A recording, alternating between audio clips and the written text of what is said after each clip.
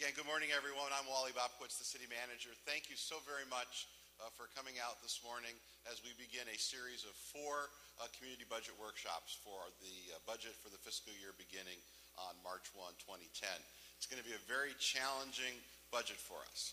As we have talked previously to the City Council, we are looking at about an $8 million budget gap on our $90 million general fund.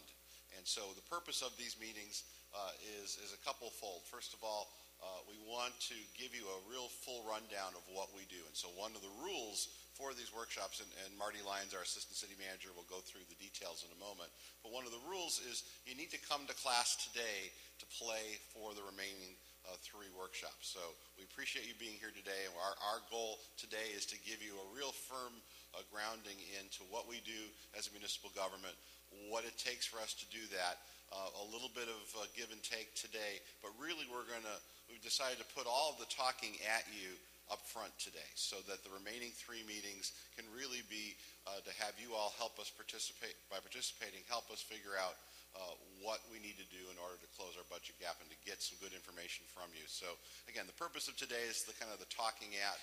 The remaining 3 meetings really will be to help have you kind of roll up your sleeves and help us come up with some good ideas as we move forward.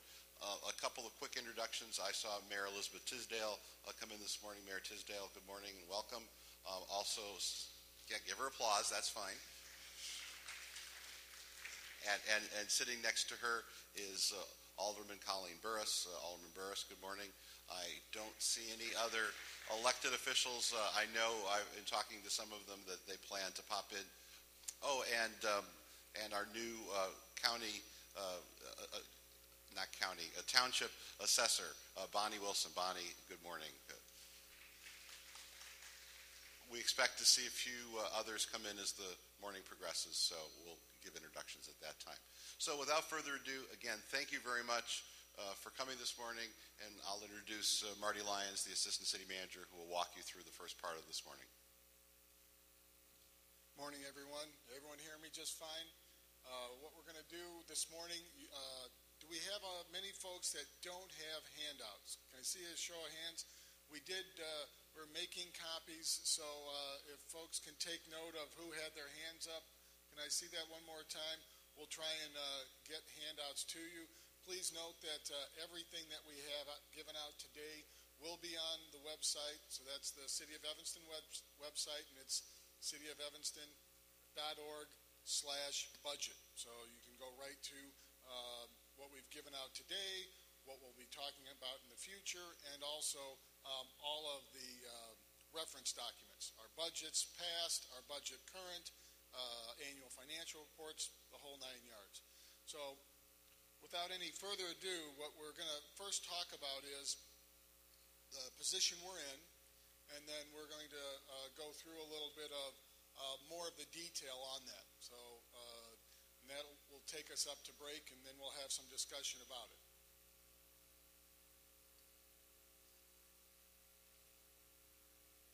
So our goal is to learn about our processes, and that will happen at the end of the presentations today.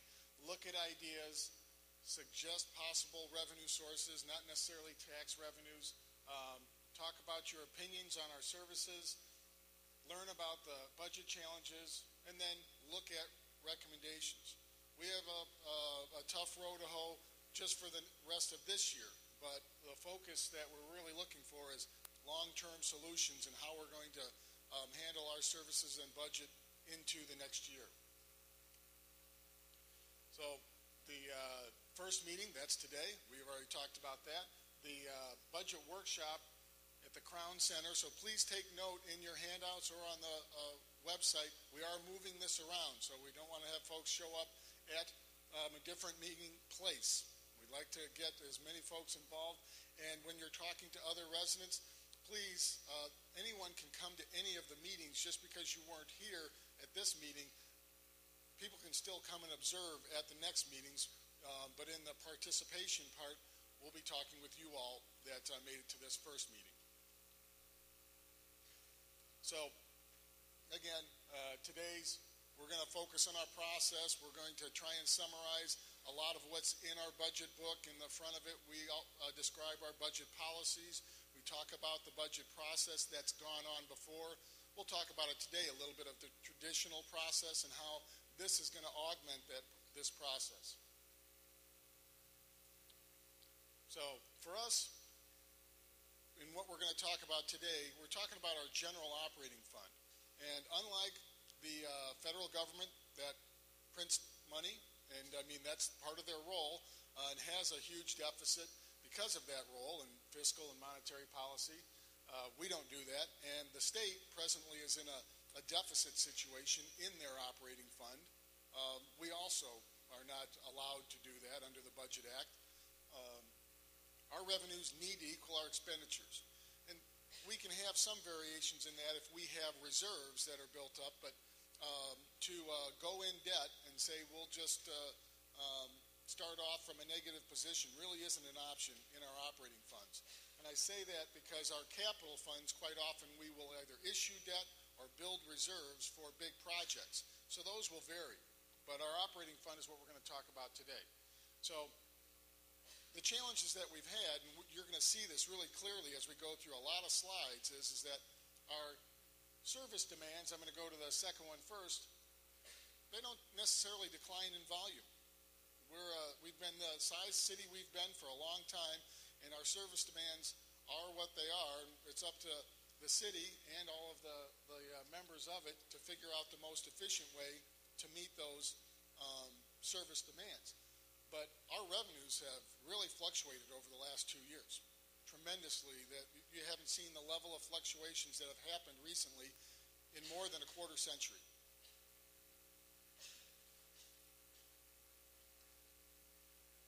There you go, sir.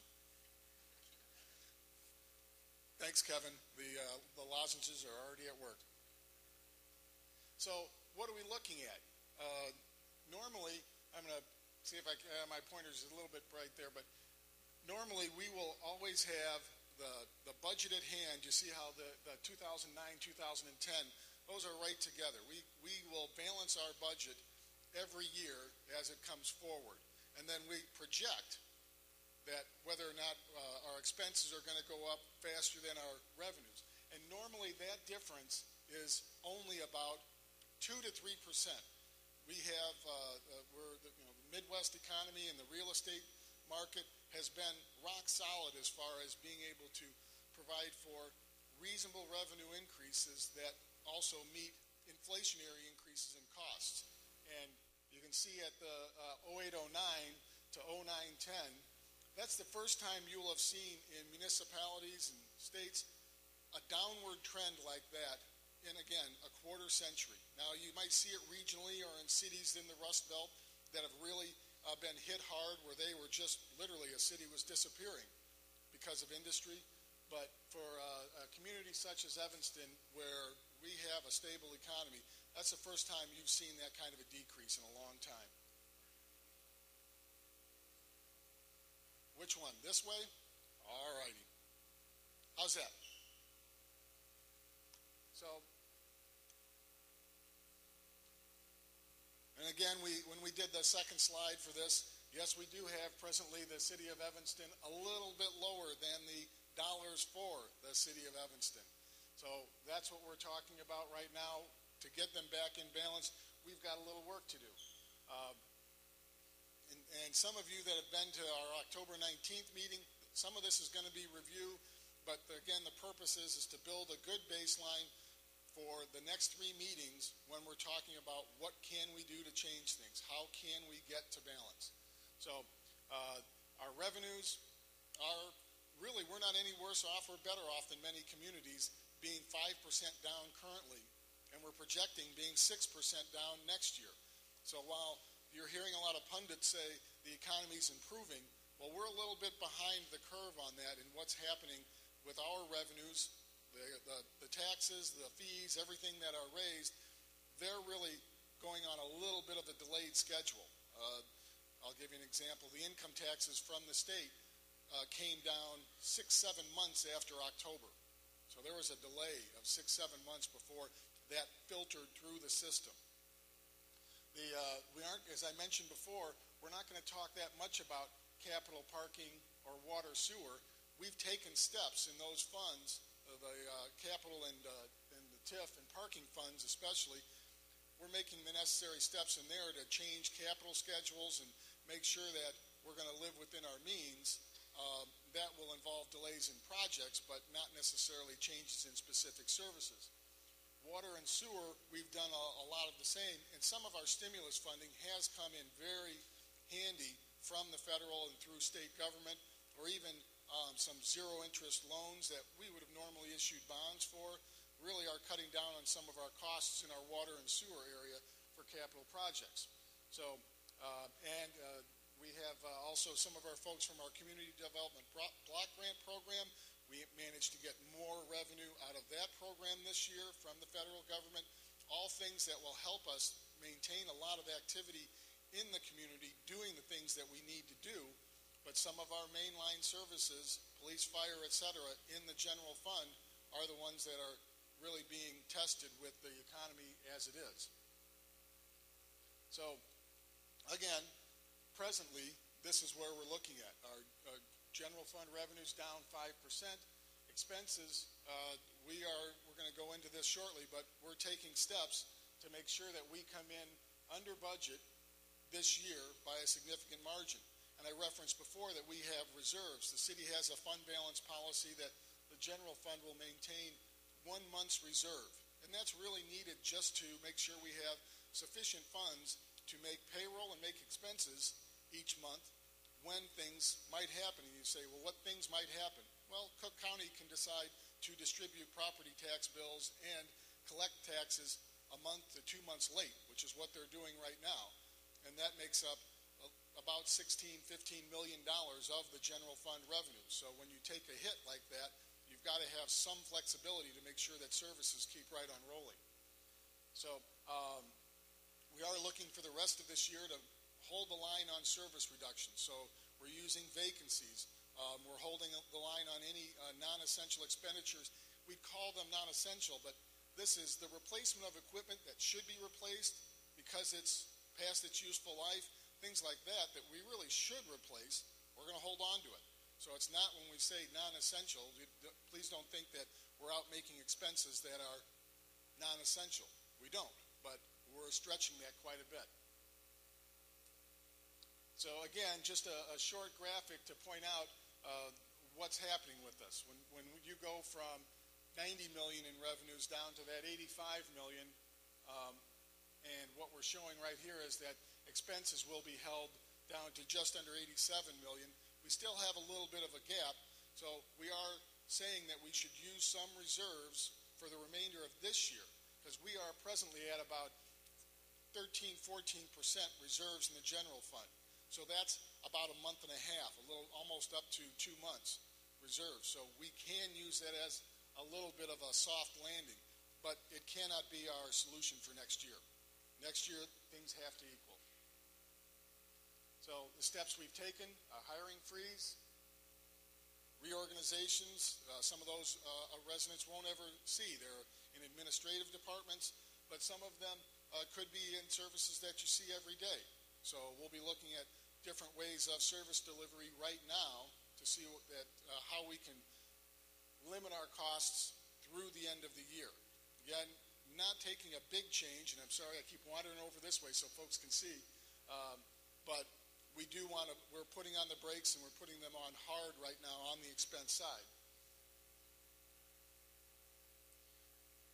And these are just, as you take a look, some of these, I'm not going to read slides, want you to understand what we're looking at now, fairly routine things that we would do on an administrative side, so you understand some of the things that are already in motion, and that you can say, okay, you've said you're going to freeze capital and technology, but we think you should embrace it over here to save more money. So please take these items as food for thought when you're getting your own thoughts together for the next few meetings on how we can handle things for next year.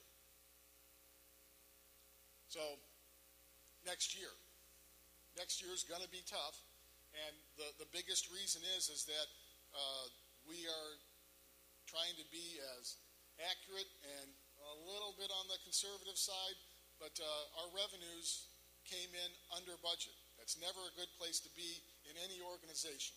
So we do not want that to happen again. We are not going to say that, gee, we think revenues are going to come in at $90 million and then at the end of the year ask for fund balance again.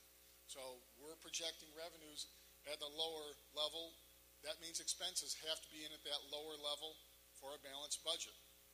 So our process, we're looking, this is going to be a part of the transparency of the process. You all, meeting like this, I just met with the Parks, Forestry, and Recs Department, and that was just different directors meeting with different staff members to talk about their ideas. So we're going to take all of the input and put it together in the month of December with ideas on balancing next year's budget. Again, you'll hear it, and you'll hear it, and you'll hear it. So it's what we really want to see as operating revenues equal to operating expenses. This last year, we had a commitment to avoid layoffs. So in that budget, we had $1.1 million in one-time revenues. We don't want to do that this year. We want operating revenues to equal operating expenses. I referenced it before, but our capital programs, again, we are taking a look at that. I mentioned that we have ideas for that, and that may not be our total focus for this process, but our capital programs mainly are funded through grants and debt issuance. So we currently want to look at that because we are at or close to our maximums for debt issuance. We're very good about it. We issue our debt and we pay it off, but then we have an interest component in our capital program. Would it make sense to get rid of that? So that's something that is open for discussion in this process and will certainly be discussed at the council level for the budget coming up. So, operating revenues down 6%. And this is assuming that that's not including property taxes. So property taxes remaining flat, all other operating revenues are down for a combined 6%. That means that those other operating revenues are really down about 8%. As we get 16 million out of our 90, really it's going to go down to 85 million. 16 million of that is from property taxes. That's not changing, and the rest of them are shrinking. And we're going to get into the detail of what those are. We are also, any increase that we're looking at for the property taxes is, we've discussed this in several meetings recently when talking about police and fire pension. That's where we would see those funds devoted to. That funding of the pension levies, the pension funds that are now at about 42% funded, to get those back up, moving towards 100% funded by the year 2033, which is the state mandate. So I've talked about this, the $16 million of our revenues. About 50–55% of our revenues are completely economically driven. Income tax, sales tax, real estate transfer tax, utility taxes, all fluctuate directly with the economy. On occasion, we have a wild card, and we'll get to it, our utility taxes. You might think it would just be a slight drop. Well, if you've seen it all, the natural gas prices did this over the last few months, 12 months or so, and part of our utility tax is based on the dollar amount, not the number of therms used. So that tax went straight down.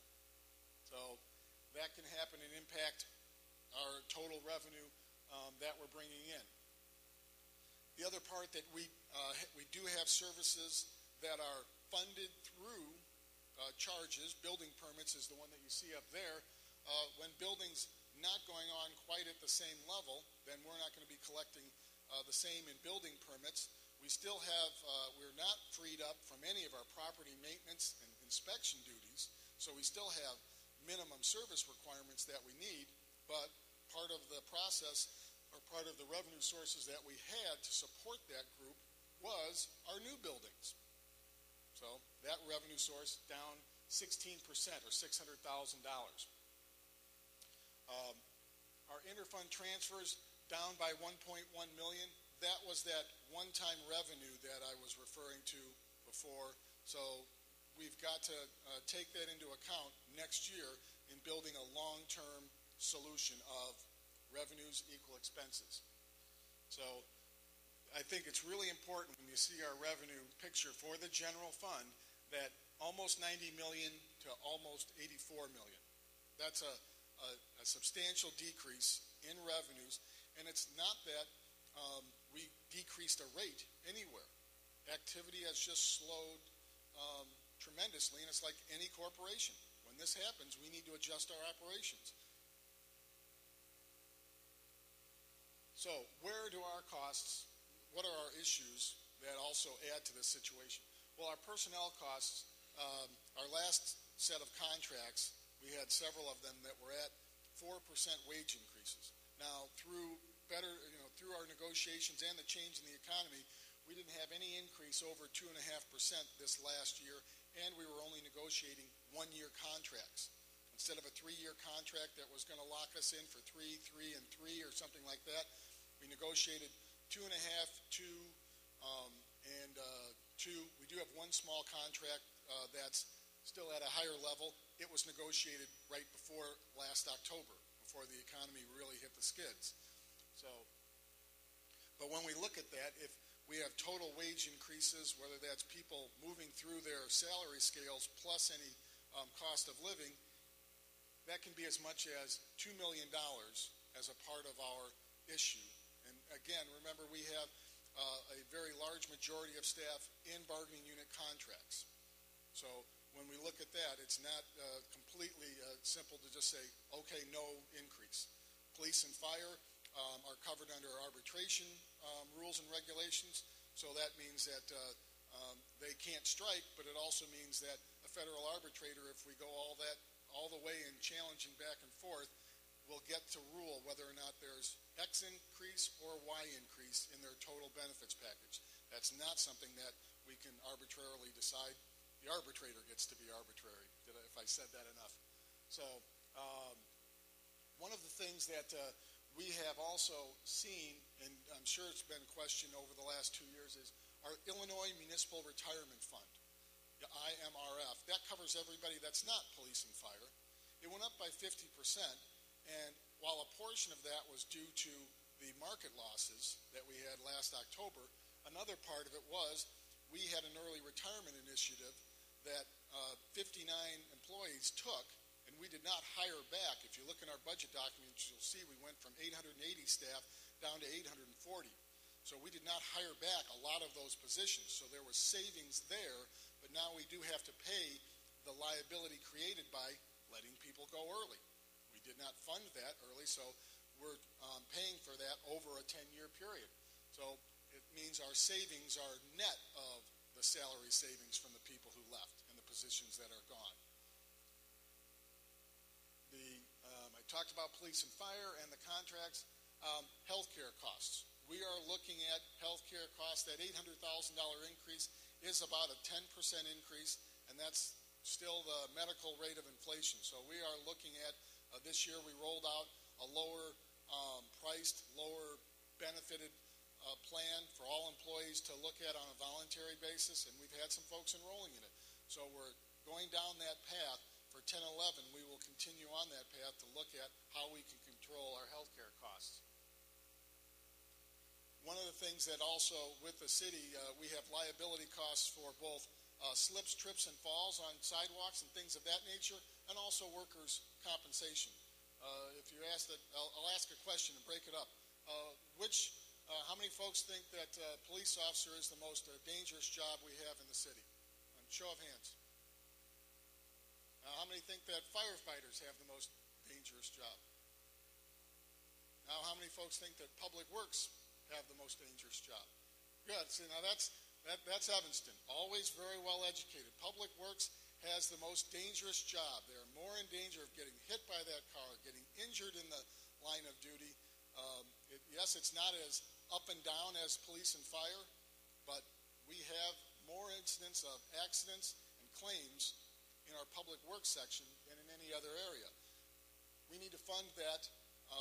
We self-fund a lot of our claims, and we've drawn down reserves because we've been managing the claims and getting them out of the way instead of having them 3-year-long discussions. But that means we also have to increase the funding from all the departments to manage those claims. We have to pay them off. We're projecting $1 million increase. We were putting in $1.8 million from the general fund each year to cover all of our claims. It's going to $2.8 million.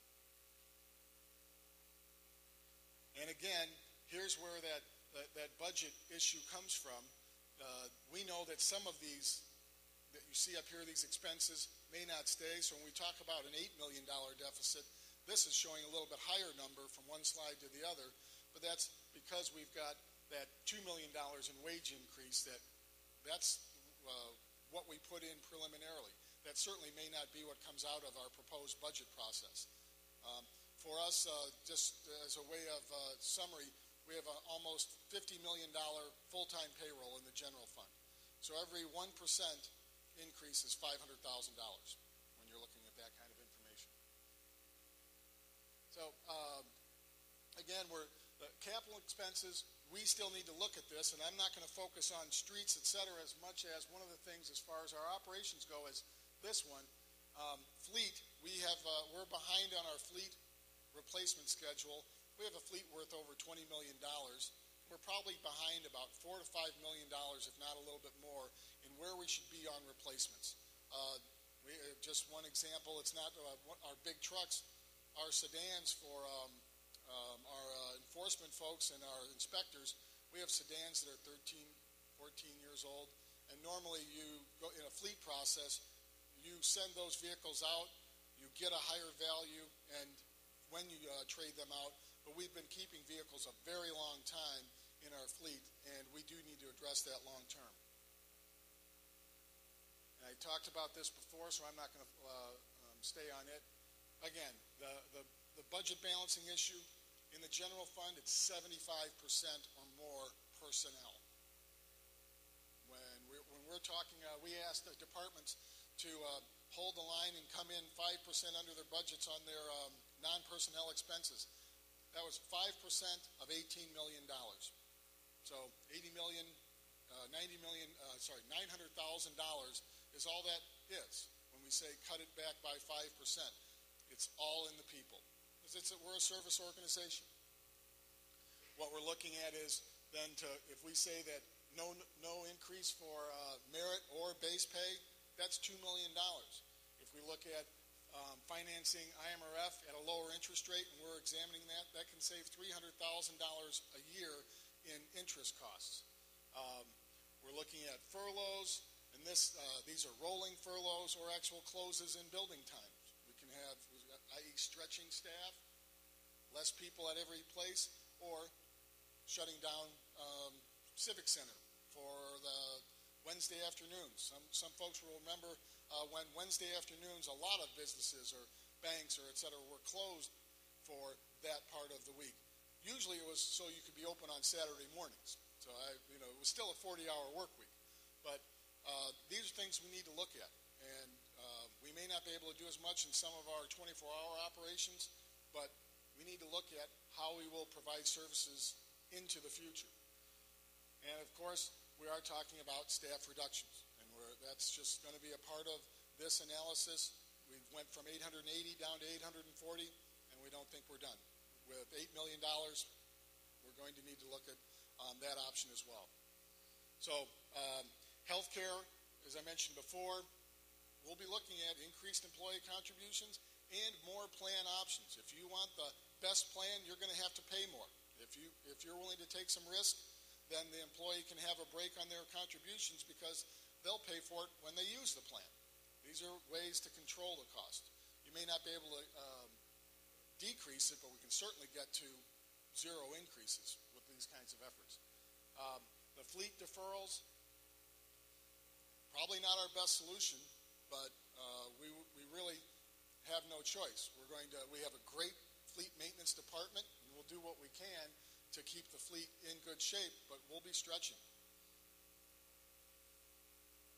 So if anyone wants to, because I saw the first big yawn, if anyone wants to stand up for a second. Otherwise, I'll go into facts about the city. Good job. We've got participation. And I'm not going to read these off to you. And where's my timekeeper? How are we doing? All right. So, but again, we are trying to establish baseline, and when you're talking about what we hope to see from you is not necessarily this, we think you can get rid of one person in the accounting department. You're going to be looking at the big picture.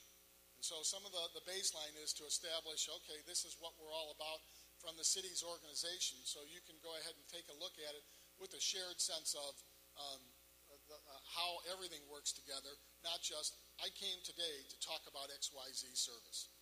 So we're looking for a little bit more over the next month. So, you see our structure, council manager form since 1957. Home rule means that we do have a lot of flexibility. We have the ability, the home rule in a nutshell means that we can do anything the state says we can't do. For Lincolnwood, that's a non-home rule community, they can only do something if the state says they can do it. So that goes to revenues, it goes to a lot of our rules of operation, but in effect, it does give us a lot more flexibility. And when you see our revenue picture, this would not be the same picture of a small community in the state of Illinois. And I'm not going to waste too much time on this. This has not changed. I'm sure in a lot of cases what we've seen is that we've ended up with actually more housing units, but the same population as the number of people per housing unit has gone down, but we're a very stable community. When we get into, these are things that I think will be important, and you'll also hear again from the department heads and chiefs, but this is what we have out there as far as our baseline services. And a lot of folks may or may not know it. They know it when folks show up at their door. Oh, we didn't have it. Must be just in the library. I think we had, the library has one where we talk about $20 million worth of books. I won't say any more and leave it up to Mary Johns as far as the utilization. But we have services that are very actively utilized. So this process is going to be difficult. We have a lot of, whether it's parks, forestry, library, police, fire, all of our services are very actively utilized. In the case of parks, the beaches, the park area themselves, the level of activity is very impressive. It flows through in all of our, also at the Civic Center. You go to the Civic Center any night, tons of meetings going on. So, again, a lot of folks may not realize we, of course, do sell water that we pump from Lake Michigan to both Skokie and to the Northwest Water Commission, which represents several other communities. So we sell that water. It serves 360,000 in population. The selling of that water helps to stabilize our water costs for the city, but it does not impact what we can do for sewer charges. Those are two separate functions, but that's a great resource that we have, and we are looking at maximizing that resource, our water utility. Not many folks have that ability. There's not a lot of water pumping facilities along Lake Michigan. So, who else is in this mess with us as far as budget crisis? Well, a lot of these folks, when you look up on this board, I think, yep, I'm almost positive, we're the only home rule unit up there. Everybody else is tax capped. So this past year, the bills that everyone received and received so much publication over, there was still a tax cap at 4.1%. Next year's 0.1%. The consumer price index just went down like a stone. So as far as that goes, the schools and county all are going to be looking at a large portion of their revenues being fixed at basically a 0% increase. Okay, the really exciting stuff. We're going to go through this pretty quick. I really encourage you to take a look at the front. Those of you that are the knowledge sponges, look at the front of the budget. It's on the website. We've got copies here. Anybody who wants a printed copy of that front end of the budget, I will make sure you get that. It talks about our policy and process, and part of it we may not follow going into the future. We had a very set process. this is not listed in our budget process, what we're doing today. So take a look at that. We're going to go through it in a highlight, but it won't be like that going forward. So we use it as our plan. It is not a Bible. It is not. It's just our plan, and our budget's going to change drastically. See if there's anything in there. I think one of the biggest thing we're going to do this time is that last bullet point. Allow citizens an opportunity to be heard in the financial planning process. So we're really expanding that this year. Again, this is as much as you may want to know about governmental accounting, but we are required to break our budgets up into funds. So we have operating funds, enterprise funds, capital improvements funds, and special revenue funds, and it jumps over onto the next page, but we break them up by statute. We don't break them up because we want to. That's how we are set up, and that is true across the country. That is not just, that's how Illinois does it, go figure. All municipal operations work this way and account for their expenditures this way. And that's just a follow-up. One thing to note, our internal service funds, we're going to get to this, that's money that we've said, well, we need to have a separate department for fleet expenses. So then police department pays the fleet fund for maintaining their vehicles. There was no tax or fee or any revenue involved in that. It was just us accounting for our expenses internally. But it shows up in our budget to the tune of $30 million overall. When we're all done transferring between funds, it's a big amount. Again, at the front of our document, we have policies. The policies, we violated one of our policies last year. That was one-time revenues. $1.1 million was one-time revenues when our policy says we should really stay with ongoing revenues, ongoing expenses. So we're looking to get back to that, but those policies are set by you all. So those are things that should be reviewed. And as I noted, pages 30 to 37 in the budget, and there's the website for getting to it quickly. So what's a traditional budget process? Well, departments put their budgets together. The finance staff and manager's office look at revenues to match up.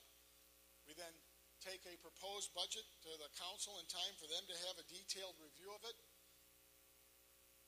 We have one public hearing. That's the statute, one public hearing. I have worked for communities where the public hearing lasted 5 minutes. That was no, not Evanston.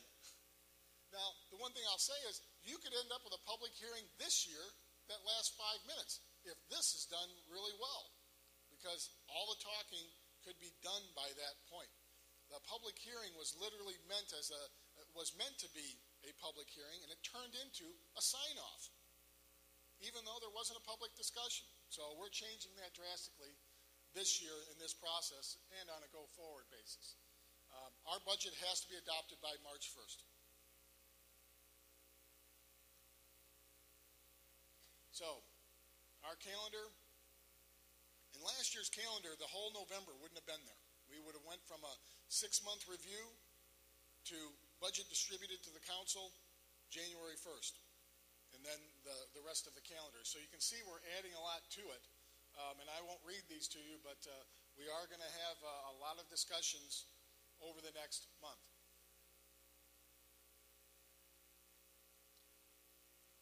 Our goal is still to try and be done February 8th.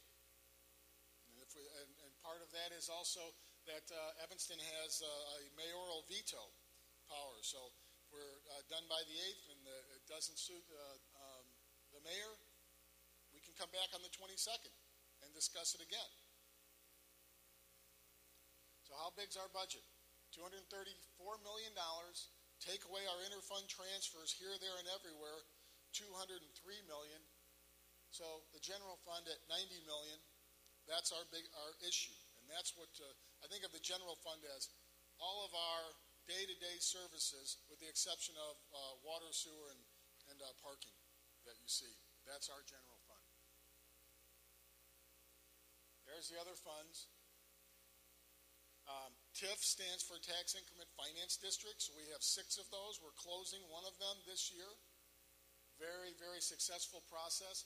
CDBG stands for Community Development Block Grant. CIP refers to our Capital Improvements Plan. We also have a Capital Improvements Fund. So for all non-water, sewer, parking type capital projects, we have a fund where we gather all those projects together and make sure we have sufficient funds to pay for them. We also, some of you may be in a special service area or be a part of a special assessment from an alley improvement. So we have funds to track that. Let's see if I'm missing anything. You might see on your phone a charge. We have an Emergency Telephone Systems Board fund created by statute. And so there's a fee on the phone bill, and the collections for that go straight into this fund and may only be used to maintain a 911 system.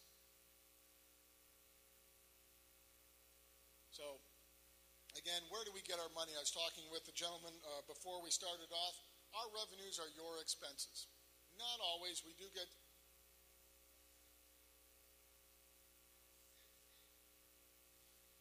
Yes, I'm sorry, CIP is Capital Improvements Plan. So, property taxes are a large portion of our funds in the operating fund. Other taxes, licenses, fines and forfeitures, charges for services are not that large of a portion of our revenues in the general fund, but they make up the entire amount for water, sewer, and parking. It's a service that is totally covered in that fund. We charge a fee.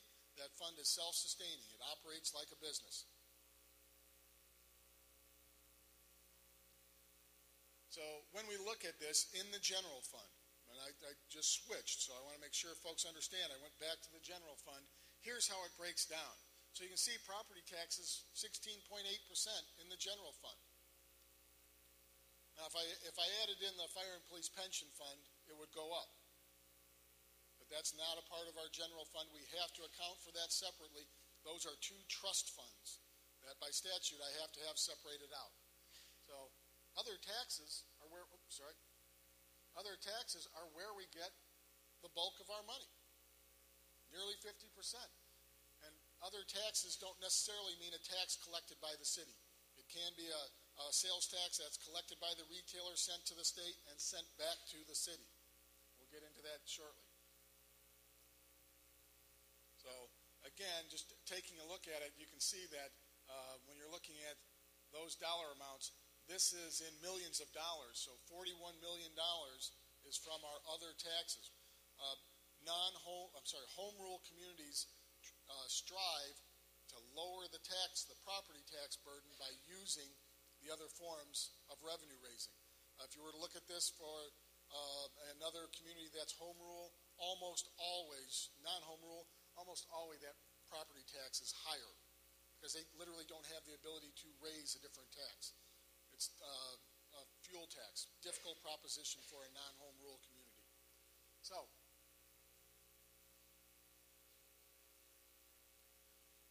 I'm going to jump back out because I know property taxes are a big concern. Our property tax bill is separated up into 4 major pieces. So we have our general fund, $16.5 million. Police and fire pension, you can see those, makes up a very large portion. You're looking at just under a third right now. And then debt service. And our debt service, that is for our street resurfacing, our facilities maintenance, all of the capital projects that we have. We pay for it through debt, but we pay our debt off in part through general property taxes. We also have other debt. Water pays off and sewer pays off, and our tax increment finance districts pay off, but they're also a property tax engine. So when we look at this, our property tax is broken up this way, and not all of it goes to our baseline services. One thing I do want to note is that this year, you see at the bottom where we show $1.7 million, our first tax increment finance district that was put in place back in '85 is coming off the books. Approximately $8.6 million to $9 million was consolidated in that district, and now it's going to be freed up. So 65% or so is going to go out to our 2 school districts. About 20% is going to come to the city. The city takes advantage of that. No increase will be seen by a resident or business owner in the TIF district or outside of the TIF district. It's just a reapportionment of that tax that was contained in the TIF district to do the improvements needed. So a lot of the things you see in the downtown are being done thanks to those TIF districts that were created. Our downtown district went from $2 million in value to $135 million in value. We'll be providing a report on that first part of next year. So when we look at the property tax bill that you see at home, here's the breakup. So there's quite a, the 2 school districts, and we're not villainizing the school districts here. They're a non-home rule unit. They don't have another source. The level of funding from the state has decreased with the state's financial problems. So we have other sources, and we use them so that they're able to take advantage of the property tax without it becoming too high. And I know that's a relative statement. So I think that the critical part is that we're really, you see the 3 active partners, city and 2 school districts, we make up 90%.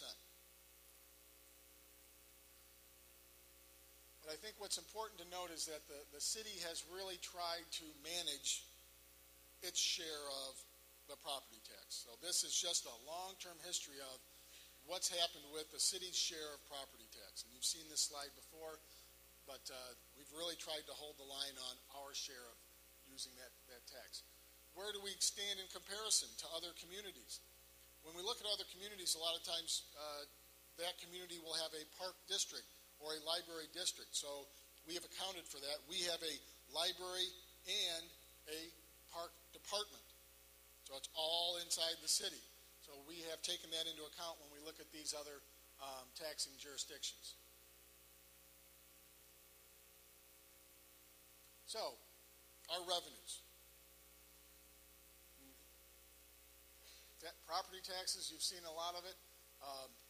We are able, as a home rule community, to levy a home rule. Sales tax HR means home rule. So, and that is a tax. It's not as big as the state tax because we're restricted on what we may levy that on. That's not on groceries at the Jewel or at the Dominic's. And it's not on vehicles, very large items. So it reduces the amount that a home rule tax raises. Athletic tax. It's always our relationship with Northwestern. We have an athletic tax on all of the events, and that's expected to bring in approximately $575,000. I won't read these off to you. We have them. The parking taxes, telecommunication, utility. That's what makes up that $41 million or 46% of our total operational revenues. Our telecommunications tax is on the transmission of electronic messages through telephone. So we are allowed to, I think our current rate, where's Anita? We're at 5% is our tax rate on telecommunications. So, and this one, it does go, it gets cyclical as the telecommunications industry has changed. When this first came into being, landlines were all you had, and it was pretty easy to see how it was raised. And long distance was a big portion of this tax. Remember high long distance bills? I don't see them so much anymore. If you're going to call long distance, I certainly hope you're doing it on your cell phone. So, what's that? I'm stumped. Our cable TV, we do have a franchise agreement that raises $900,000 approximately. So we have that. But what do you mean? The cell phone is a part of our telecommunications. All right, so where was I? So this is a similar slide before, just giving you an idea of the percentages of those other taxes that we have. And we've got a couple of historic slides. Just wanted you to see in a given year, what they look like, and then we're going to go over to what's been happening to them. We're talking about a downturn, so every one of these slides is going to show going downhill.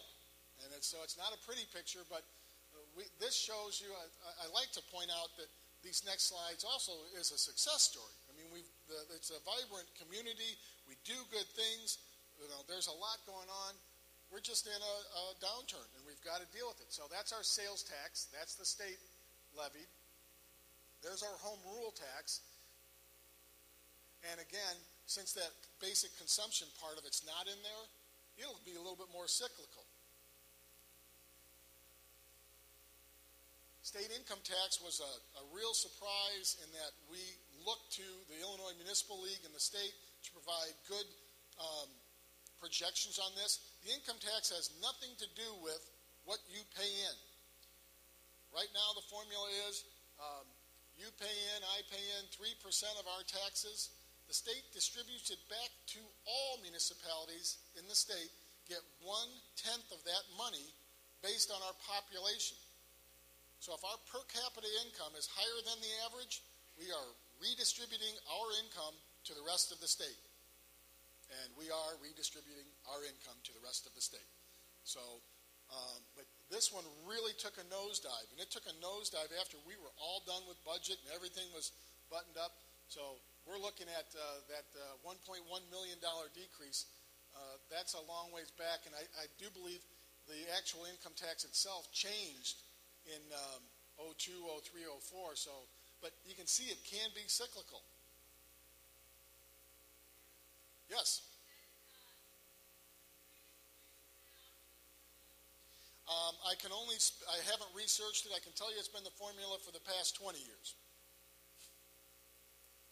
Maybe I'll have to go look. I haven't looked at that. I used to be on the legislative committee. I'll take a look. Utility and telecommunication taxes. This was also a surprise in that natural gas took a nosedive. About $800,000 was natural gas reductions, and another $400,000 in those telecommunication taxes that can be a little bit more discretionary, at least at the business level. You can sometimes say, well, we're not going to do it this way, or you can decide to use those facilities a little bit less, whereas heat and electricity, it's a little bit harder to regulate those. Real estate transfer tax. This is one that is very cyclical, but it hadn't been for the last 5-6 years. You'd seen we were very stable, but when property value dropped and our amount of turnover of properties dropped, we had a very large decrease. At one point, our projection was $1.2 million on the transfer tax, and it's gone back up a little bit. That's nice news, but we're not really counting on it going back up for the 10-11 year. We just can't. We can't sit there and budget that it's going to go back up to $3 million and then eat into reserves more. So, other revenue sources. We have our vehicle sticker. We have business licenses, building permits, and the vehicle license is a very stable revenue source. The building permits is not.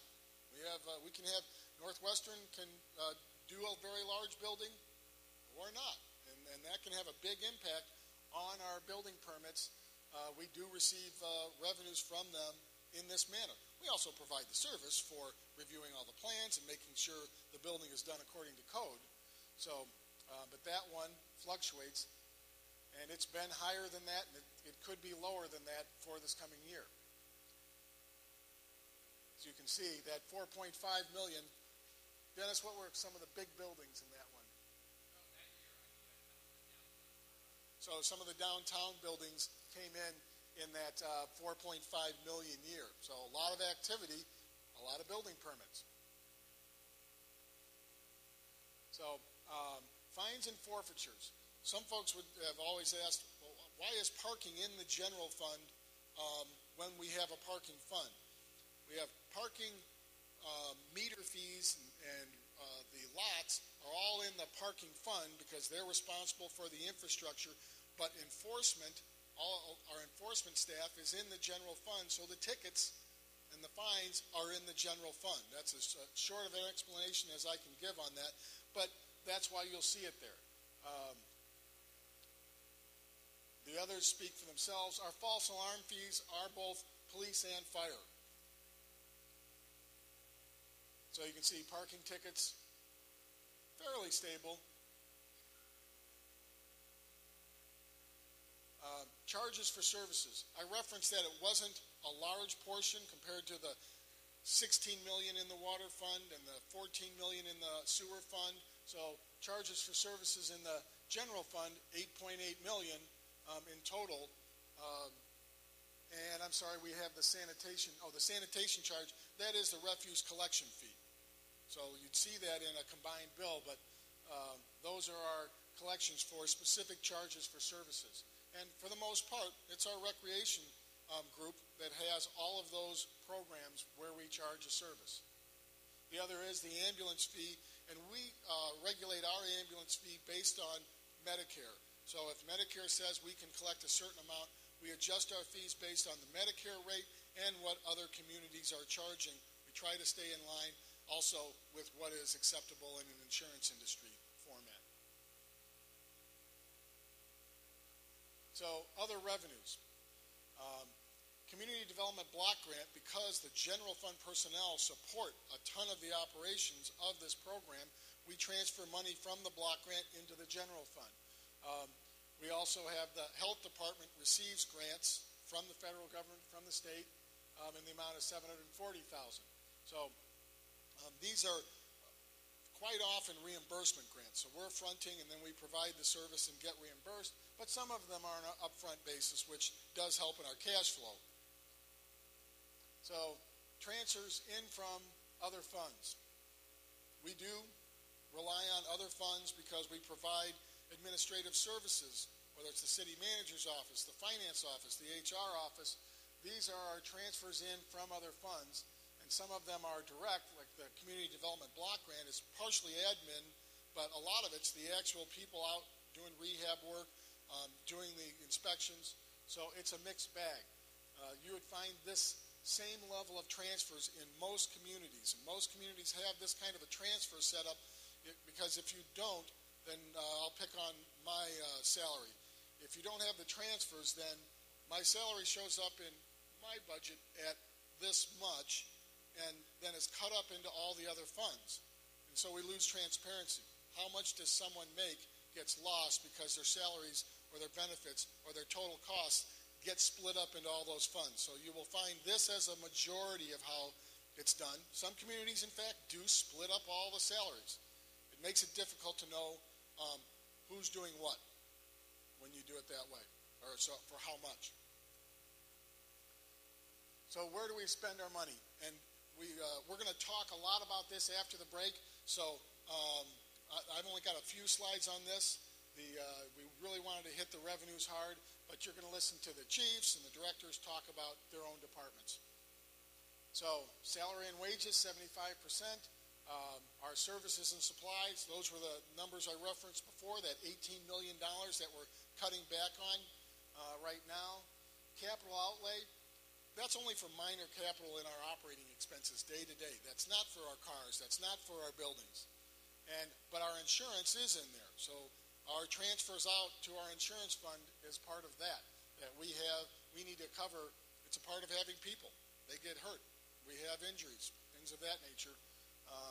That insurance amount, though, does not include our health insurance. That's up in the personnel, that's in the benefits. So, expenses by department. This would be fairly typical. It's by what we place on the needs of the community. And this you'd see in many, many communities. Ours are a little different because of library and parks, forestry, and recs being in there. But this is usually when you look at a pie chart for community expenses, you'd see half red and blue. Police and fire make up half, and everybody else is on that other half.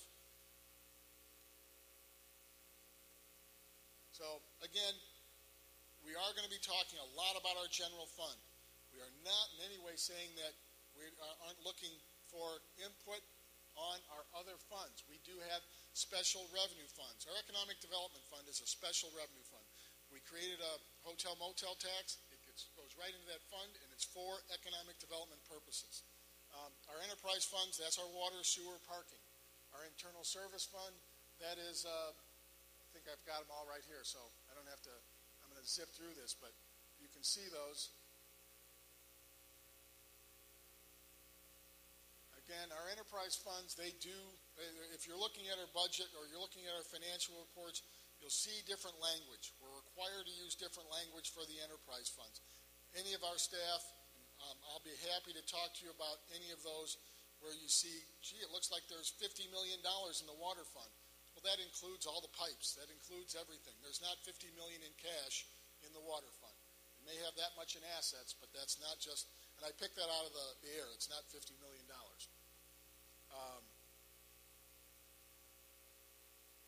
Again, I'm not going to, you can take a look at these, and all of our fund descriptions, all of those, you have them in the front of the budget document. You also have them in the actual tabs in the document itself. This is just designed for a summary for you when we're going through this. So, again, I just want to make sure that we drive home that one part of insurance is an issue for us, and we recognize it. So we're self-insured. But our stop loss, that means where an insurance carrier starts is at $2 million. So every claim underneath that, we pay. So I'm not going to spend too much time on that. Fleet fund, I just want to reiterate, that is partially an operating cost in that all of our departments pay into the fleet fund to get new vehicles and to have their vehicles maintained. So that's something that impacts this general fund budget, and we are behind in that. Police and fire pension funds. I'm going to take one break here.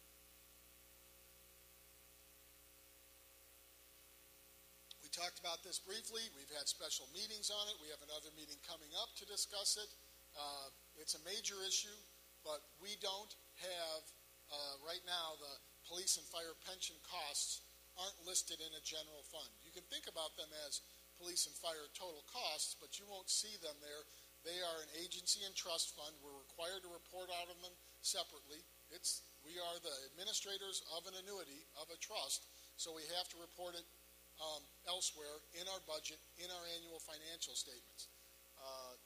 We will continue on with our funding of both funds according to the actuarial recommendations. That's caused an increase over the last couple of years. We provided a 30-year projection where it will continue to increase at a fairly good rate, almost 10% a year for the next 5 years at least, before it begins to level off, and we make some inroads on that 42% up to 60s and 70s and 80% funded. We're mandated by statute to be at 100% funded by 2033. If we didn't do anything until 2032, we would have to come up with our total unfunded liability, which is $158 million in 1 year if we didn't catch up. Now, the state has pushed, the date was at one point 2020. They pushed it back to 2033. We're lobbying to have a change in that, to give some kind of tax relief in this environment, but that's not happened yet. So we're funding according to what an independent actuary is telling us we need to pay at.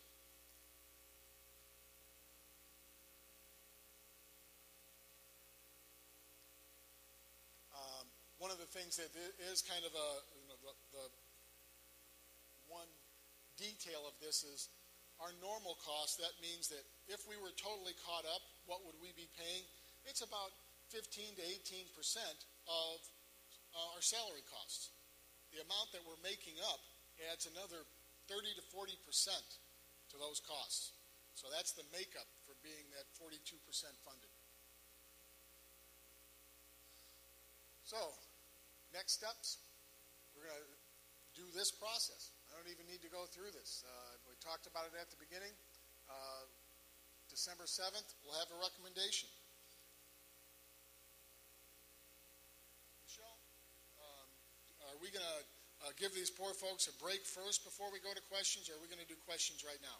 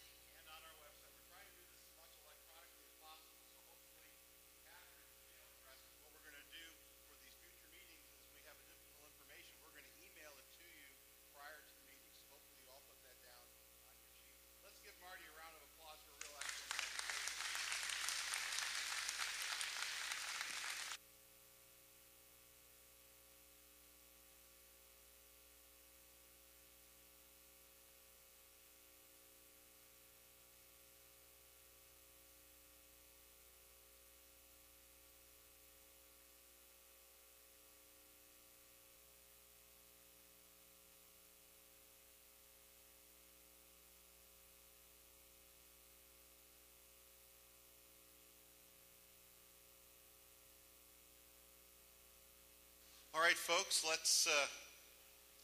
we're now about 20 minutes ahead of schedule, and we're going to try to stay there. The remainder of the workshop this morning is basically broken into three parts. We're going to do a brief group discussion for questions right now for the next half an hour. Then we'll be moving forward with presentations by each of our department directors to give you a brief overview of their operations. We'll have another brief question and answer session at the end, and then a wrap up.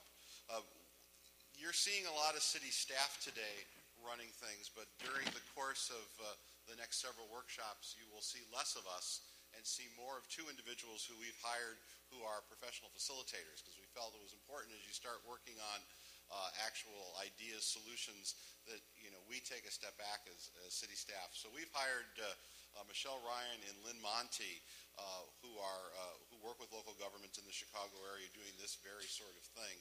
And we have with us Michelle Ryan today. And so Michelle's going to come up and do an exercise to kind of involve you to get some questions, from initial questions if you have any out there for the next half hour. So Michelle, welcome.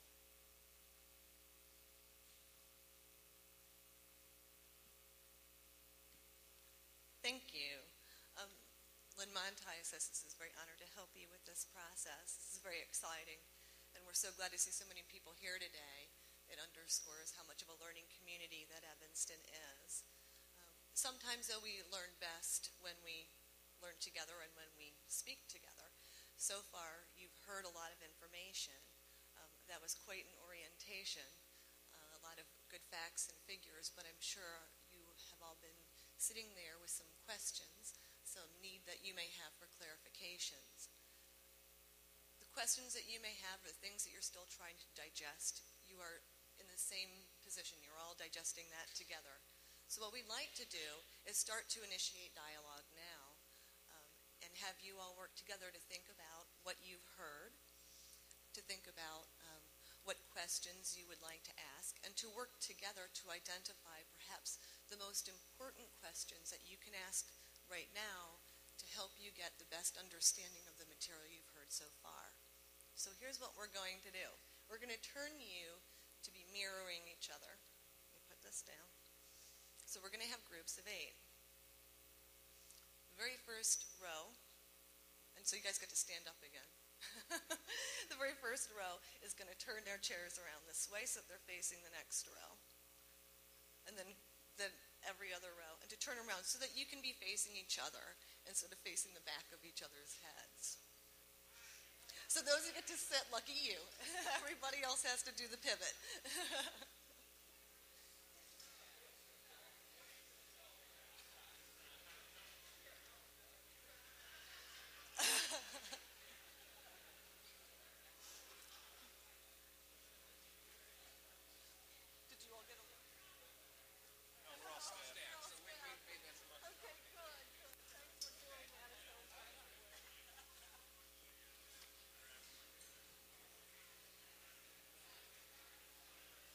That's right, introduce yourself, say hello.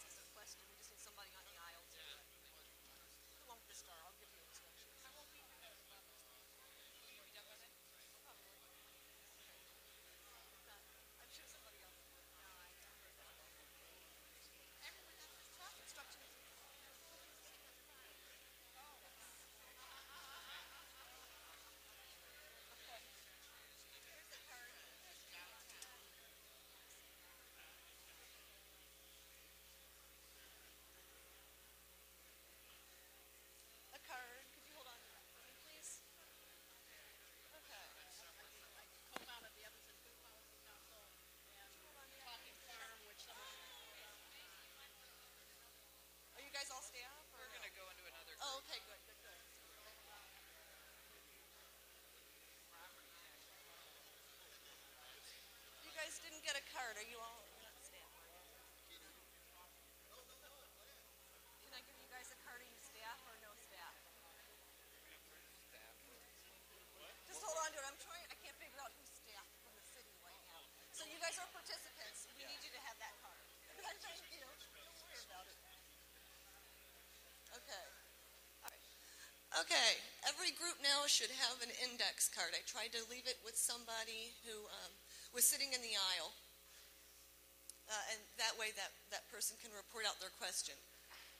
There's 3 questions on the index card, and this is really the process that we want to take you through to discuss.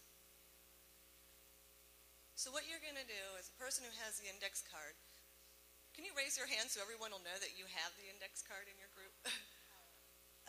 Yes, you've got the power. That's right. That person is going to help walk through the 3 questions, and they'd like everybody's conversation on that. The first question is, what did we hear? And to think through, what did you hear in that first session about the budget review? What was it that was being said? What did you hear? What are your reactions? What are your feelings about it? Where does that put you now? Has your perspective or perceptions changed? What's your feeling? Especially going into the conversations and dialogue that we're going to have in the next 3 workshops, and where you're going to be thinking creatively about solutions. What kind of reactions do you have? And then after that, we're going to work together to formulate some questions of understanding. The questions of understanding just means they're questions that are meant to get a better understanding. Not to start any kind of big debate, but to have a nice conversation that will help clarify the things that you've heard today. So now I'd like to just go ahead and start your conversation with first the what did we hear? If you need to scribe it, where we're going with this is just to end up with 2 questions per group that you would like to ask today to help better understand what's going on. So if you need to write that down, let me know, and I have pens, but I'm sure somebody would too. So go ahead and begin, and we're going to be doing this for 10 minutes. So we'll have that conversation until a little bit after 10:25. Thank you.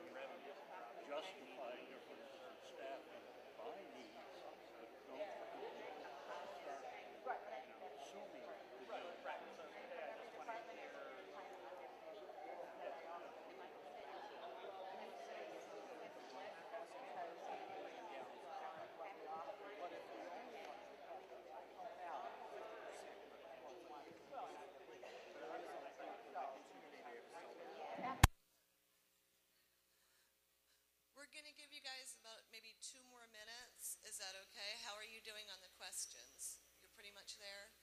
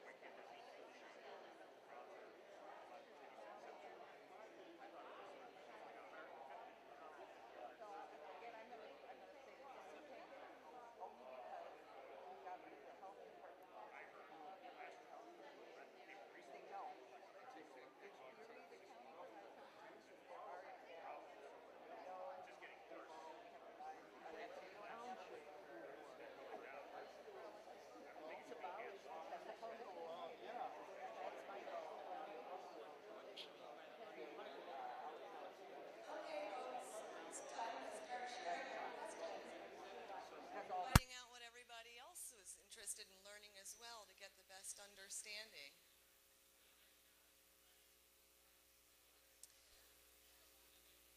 Some tables may have more than one question, but as we go around the first time, each table only gets to ask one question. If we have more time and more questions, we'll go around the room again. We have 8 tables, and Shani is going to come down the row, and one by one she will have each group state their question, and Marty and all of the Evanston staff is available to answer your questions as best they can. Again, the hope is that we can use this opportunity to all understand what it is that we need to learn to help us best understand the budgetary situation as we move forward. Shani, is the first table ready with a question? Please stand as you ask your question. It just makes it easier for us all to see and identify a group. And you can direct all your questions now to Marty. Oh, okay. Oh, I see. Okay, you just have there. Oh, there is a mic that's coming around. That's another one just like this, a cordless one, so it'll be brought right to you. There you go. You ready, Marty? Well, loud. Our two questions were, your opening remarks stated that operating revenues needed to equal operating expenses. We're wondering why operating revenues can't be above operating expenses. In other words, shrinking government.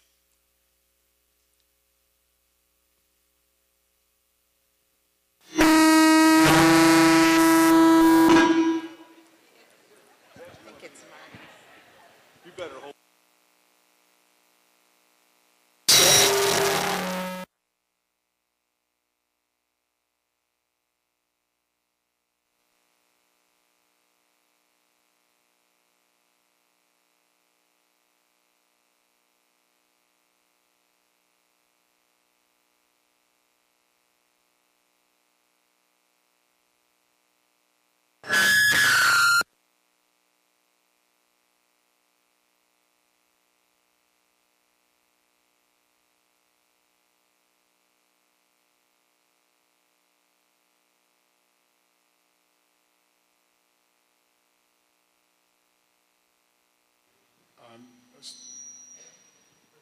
So the question is, I'm going to keep trying here. Everything I have is off. I have 2 cell phones and they're all off. Everyone hear me? I'm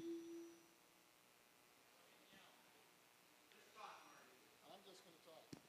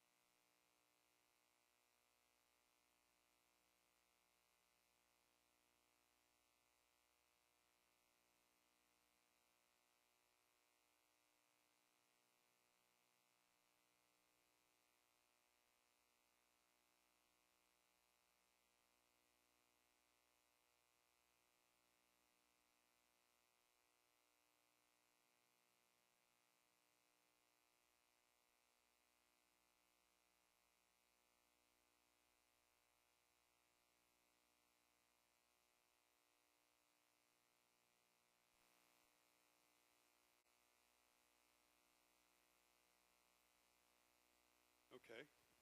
Our second question, one of the members of our groups a number of years ago attended a meeting somewhat similar to this where they broke down into alderman-led groups and everybody gave their ideas for the budget.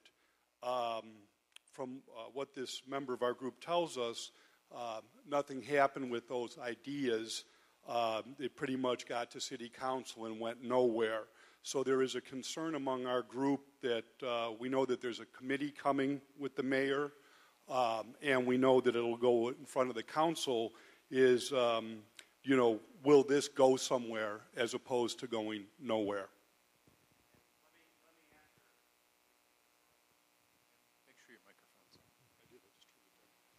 Let me answer that question.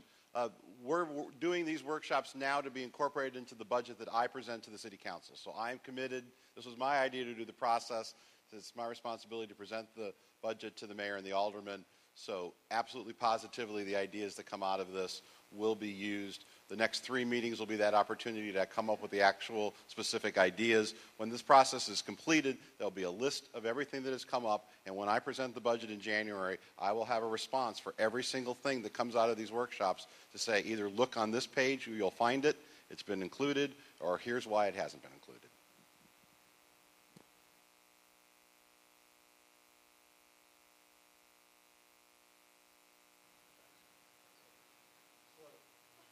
Okay, thanks.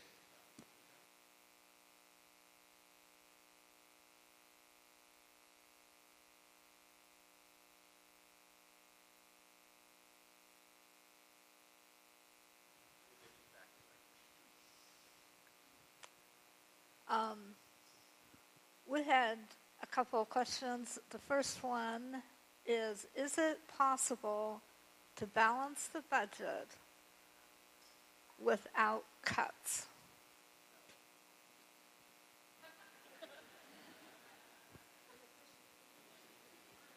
Next question. The next question is the property taxes, we don't believe can be used by the schools this year. Can the city use those funds? No, the question was about the portion of the property taxes the school has, and can the city use those funds? Those monies that you pay, I'm sorry, that wasn't the question? The question was the schools can't, my understanding was, so it's partly for that. My understanding was that the schools can't really increase, property taxes can't go up for the schools this year. So therefore, is that open a possibility for the city to take advantage of the fact that if property taxes go up at all, it can go to the city this year? As a home rule entity, the city council can set the property taxes at any level needed.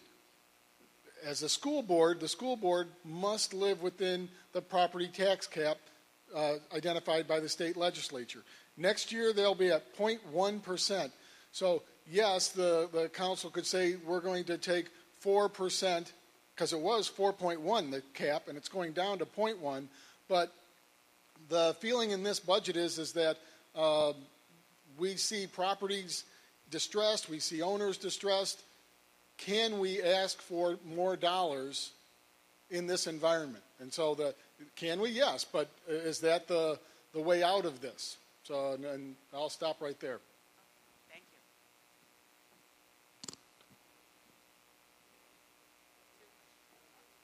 you. Okay, thank you. It's that first one was so short. First question is, what did we hear? We heard that we have a pension problem with the city budget attached. And the second thing we wondered, what are our water contracts? Are they renewable? At what term? That ties sort of into the third thing to ask, which Evanston must be in a similar position to other communities. So what are others doing? Could you, since on one of your slides you showed a list of other similar communities, could you post links for us to look at before the next meeting to these other similar communities? Could you post some links for us to look at for the water contracts? Great. There's a couple questions in there. Let me deal with the last ones first. We can go and take a note, and we can post links to the city budgets for the other Northern Illinois communities we talked about. That's easy to do. As far as the links on the water contracts, I haven't seen Laura here. Is she here from our water division? But Suzette is here. Why don't you come up, Suzette? What we probably can do is we can maybe post a summary document, maybe not the contracts themselves, but maybe a summary of what the terms of the contracts. We basically sell water to two folks. We sell it to the Village of Skokie and something called the Northwest Water Commission, which is a joint powers group that it consists of the city of Arlington Heights, Buffalo Grove, Wheeling, and Palatine. So those are the folks we sell our water to. So why don't we... they're both at least 10 years out as far as the term is concerned. Rather than take time right now, what we'll do is we'll do a summary, a paragraph or so about each agreement, and we'll post that on the website. And when we send out emails to this group, we'll have either that information included or a link to that. And there was a question, the first part of the question I haven't answered. We were talking about Evanston being similar to other communities, and our comment was that we have a pension problem with a city budget attached. Right, and you'd ask what other communities are doing. Communities are doing workshops such as this. Many of those communities either have a January 1 start for their fiscal year or a May 1 start for their fiscal year, so everyone's in a little bit of a different spot right now. The city of Des Plaines, for example, if it's been in the news recently, they're basically looking at a number of layoffs right away to deal with the budget, which must begin January 1. So everybody's in a little bit different place. So, in conclusion, for our group, we came away saying something has to go, but it's problematic for us as citizens to approach this process as a cutting one. We would really prefer to value what we have here first, decide what it is we really want to keep, set our priorities, and go from here. And to that end, we sort of came away from this first part feeling that we need to find new sources of revenue. We must pay down our debt, but we have an opportunity here because we are in a sea of change. We have an opportunity to do things in Evanston better. With 3 out of 4 contracts headed into negotiation, it's incumbent upon us to try and negotiate a better tomorrow for our city. Great, thank you. Next group.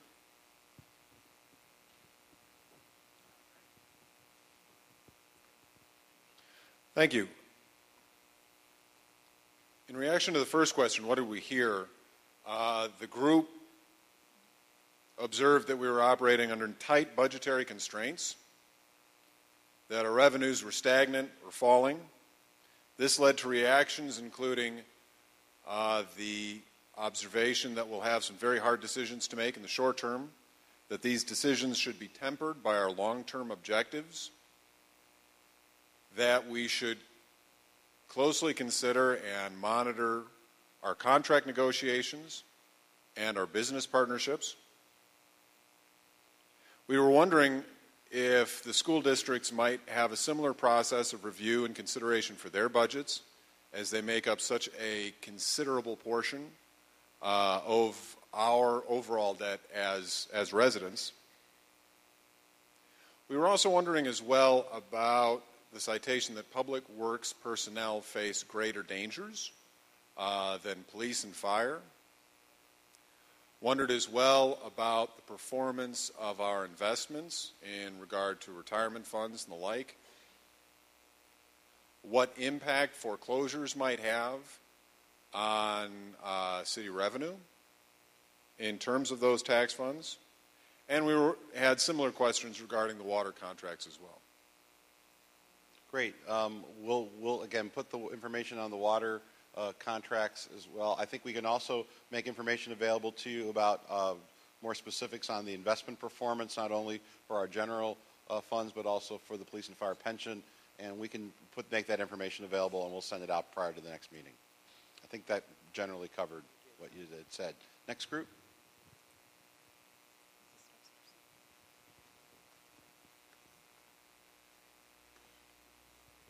Thank you. Our group, some of this discussion in our group mirrors some of the discussion that's been raised already. Of course, what we got out of the earlier conversation is that there's going to be a shortfall in funds for the city of Evanston, and some changes have to take place.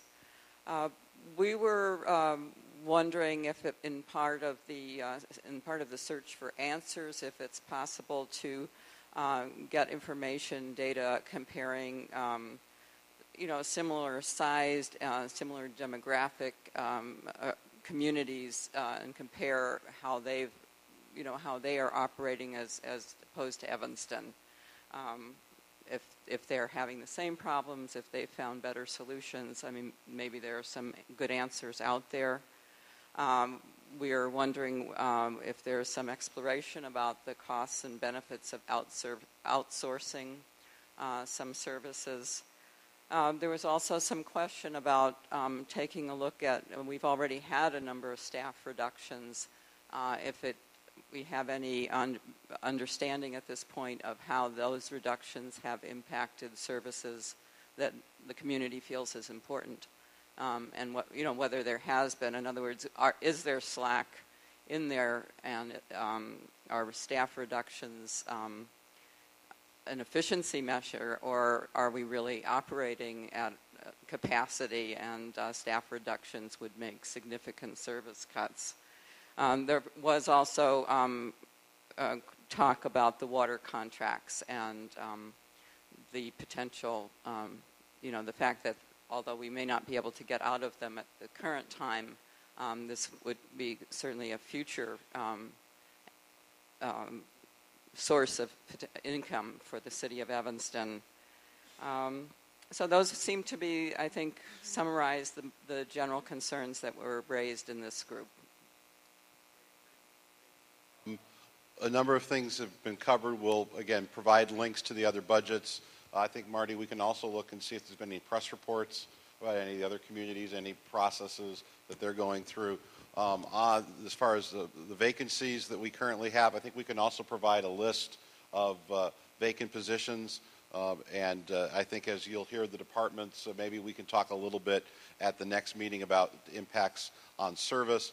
As far as the water contracts are concerned, one of the things we are doing is talking with the largest contract holder, which is the Northwest Water Commission, about expanding their business. There's a lot of communities further west of Evanston, first of all, that we have a pipeline that runs to their distribution facility in Des Plaines for those 4 communities. It passes through other communities that are currently served by the city of Chicago for water. So there are opportunities to work with the Northwest Water Commission on maybe picking up some of those customers. They're also interested in building out infrastructure further west to other communities that are west of that Arlington Heights, Buffalo Grove, Palatine, Wheeling area to serve. So there may be some opportunities there. Next group.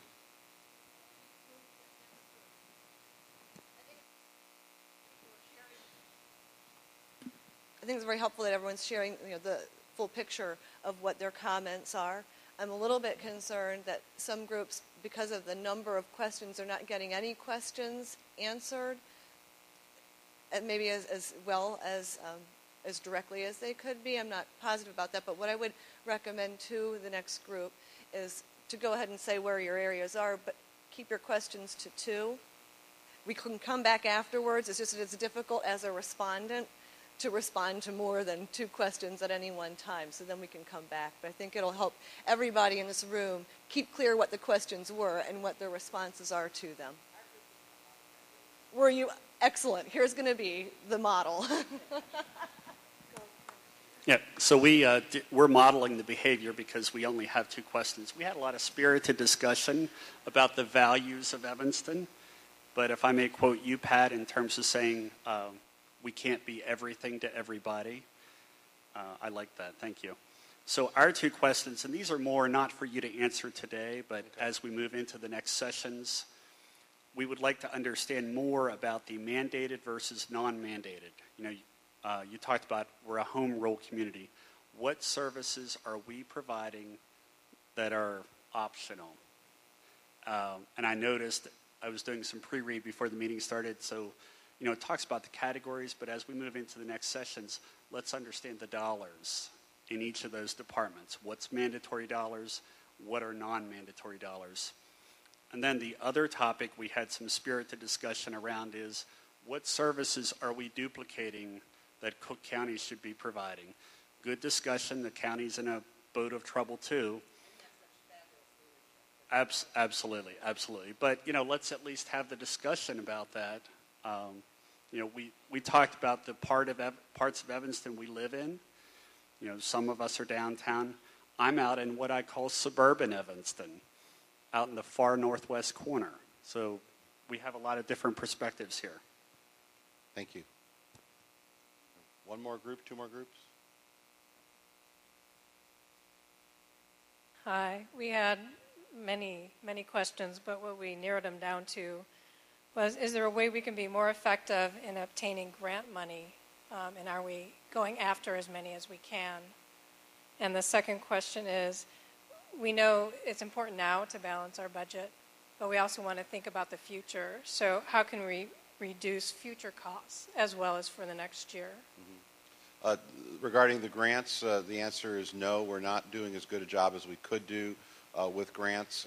While we've had some great successes, my sense is that we need to do a better job at that, and I think as we are looking at the budget internally, looking at how resources are allocated. Also with grants, unfortunately, there's also a political side of that, and we're working on our relationships with our representatives both in Washington and Springfield, as well as our neighbors regionally, because the Obama administration is telling all cities, work regionally to get money. We don't have the best track record in the world doing that, so we're also looking at ways to do that as well. And remind me again the second question. Reduce future costs, because we have to start now. We can't. Sure. And my sense is that we need to move forward, do what we can to balance the budget. But as we look forward, we also need to do more long-term financial planning. And with that long-term financial planning, it's not only on the revenue side, but the expenditure side. What can we do to be efficient and effective with all the services that we provide? I'm going to recommend to the council, once we get through this budget process, so probably sometime next spring, that we look at a very systematic way of reviewing the services we have in our departments and really do that on maybe a 3-4 year time frame, so that it's in essence continual improvement. So as we're looking and moving forward, looking at long-term financial planning, we're also doing that on the services side as well.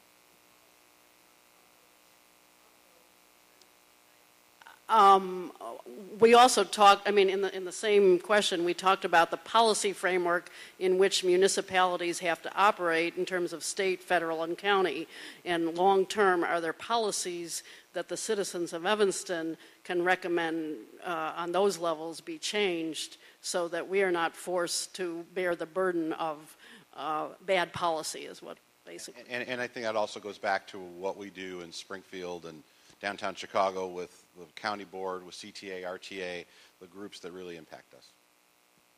Is there one more group? Okay. Thank you for that.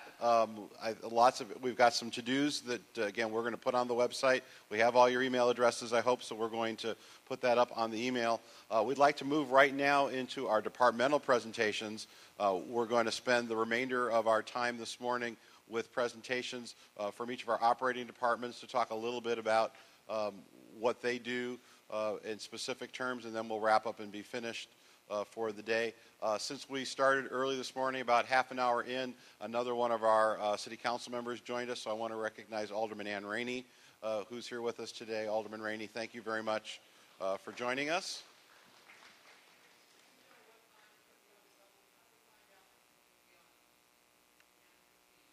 We will set a schedule the first part of next week. If you go to my blog, I'll put it on the blog. Right, cityofevanston.org/blog. And that'll be there. I've made a note earlier this morning to make sure we get that information out. We will also have this on the web. The city has a YouTube channel, and so we will be uploading this entire presentation up to YouTube, and you'll be able to see it the first part of next week. And again, you'll get an email about that as well. So without further ado, we're going to start with the presentation of our overall administrative services, which are broken up into several departments, and Joellen Daly, our Director of Human Resources, is going to give that presentation. Joellen? Thank you. Good morning.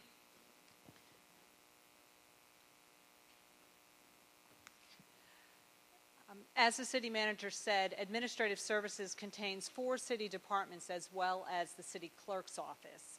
And in addition to that, there are 7 other departments that you're going to hear from this morning. So when we talk about city departments, there's 11 departments to which we refer. I'm going to start off with the city clerk's office, and even though if you add everything up, that will be 12, but technically the city clerk is an elected official. He is responsible to the citizens of the city of Evanston, so we don't refer to the city clerk's office as a department. For each of the departments and divisions, I'm going to follow the same outline. I'll talk about the purpose, the primary functions, the revenue and expenses, and the staffing. And then here are the ones that I'm going to be talking about today. Again, the city clerk's office is headed by an elected official, and if you think about the city clerk, really the term you can think of as the keeper of the records. The city clerk is responsible for taking care of all of the city's documents. In addition to that, the city clerk handles all of the FOIA requests. You may have heard of that. That stands for Freedom of Information Act. And under the open meeting law, any person can come in and request documents from the city, and you would do that through the city clerk's office. In addition to that, they keep all of the records relating to the ongoings of all of the city council specifically, but then any other boards, committees, and commissions. And here are some examples. Again, FOIA, the real estate transfer tax, the notary is in there, as well as voting, regular voter registration, as well as early voting. And they keep the calendar for city events, and they also handle all of the legal documents that come through the city, such as subpoenas. And I'll just highlight all of the the primary services of the departments and the divisions for you. I'm not going to read them all, but I'll talk a little bit about them for you. Their primary revenue source is from sales, and one of the sales that they have is the city code. So that's their revenue, and their expenses are about $172,000. And I did put the names up here because this is in deference to our elected official, Mr. Green, who you may see at city council meetings sitting next to the mayor taking the minutes, and he does have a deputy clerk. But for the rest of the departments, the actual departments that report to the city manager, you'll just see the staffing levels. For the city manager's office, the city manager, as you saw, as well as the assistant city manager this morning, they oversee the daily, day-to-day administrative and operational functions of the city of Evanston. They also review and execute all of the long-range plans, and they adapt city operations to meet the needs of the city. And they work under the policy direction of the elected officials, which are the city council. So everything that happens in the city, as far as the departments are concerned, is as a result of that policy direction set by the city council. Again, their services relate to a lot of the direction from the city council, the long-range plans. They supervise all city departments, both administrative and operational. They disseminate information. You just heard the city manager talk about his blog. We now are on Twitter, Facebook. We have our webpage. So there are lots of vehicles that are used to get information out to the residents. Economic development is an important part. You've heard about the legislative piece, working with Washington and Springfield, as well as responding to citizen requests for information.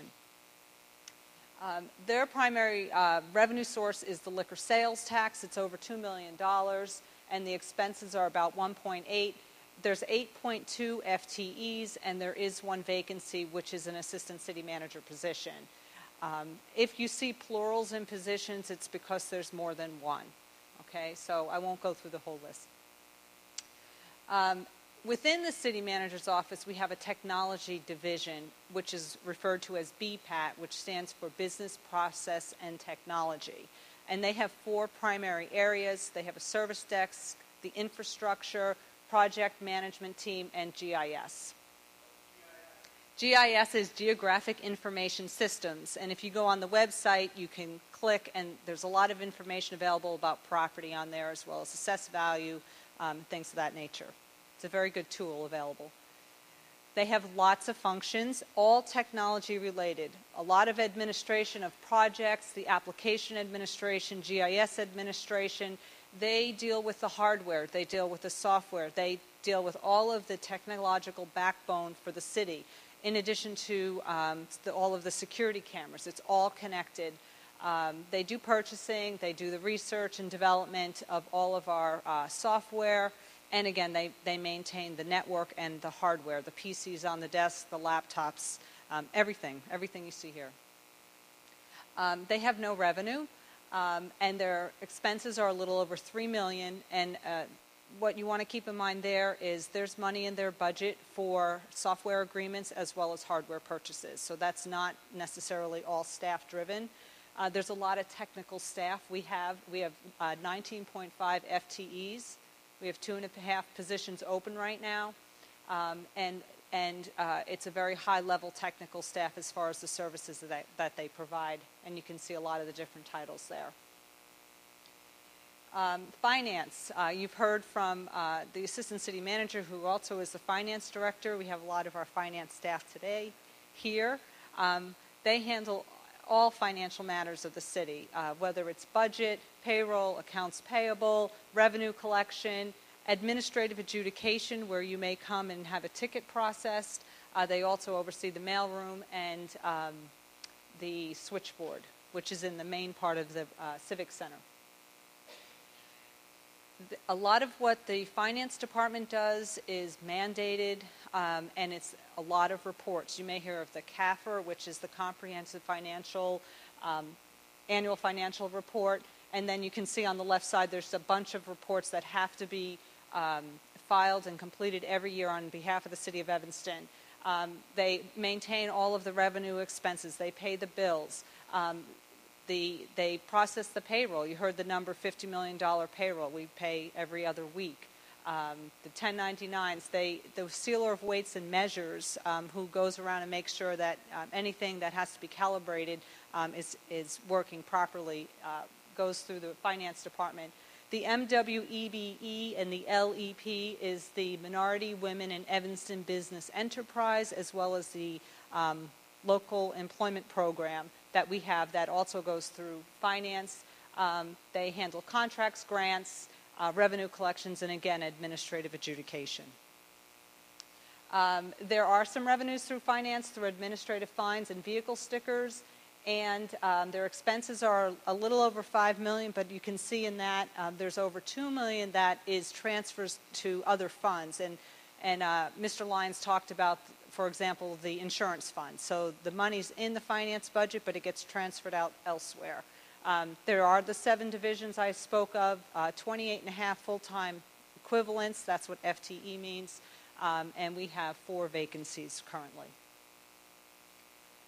Human resources, that's my area. I always talk about cradle to grave as far as employees are concerned. We bring them in, we work with them, retain them, and then we retire them. And hopefully they live for a long time after that. And you have our mission statement. We have lots of different functions, many of which are mandated.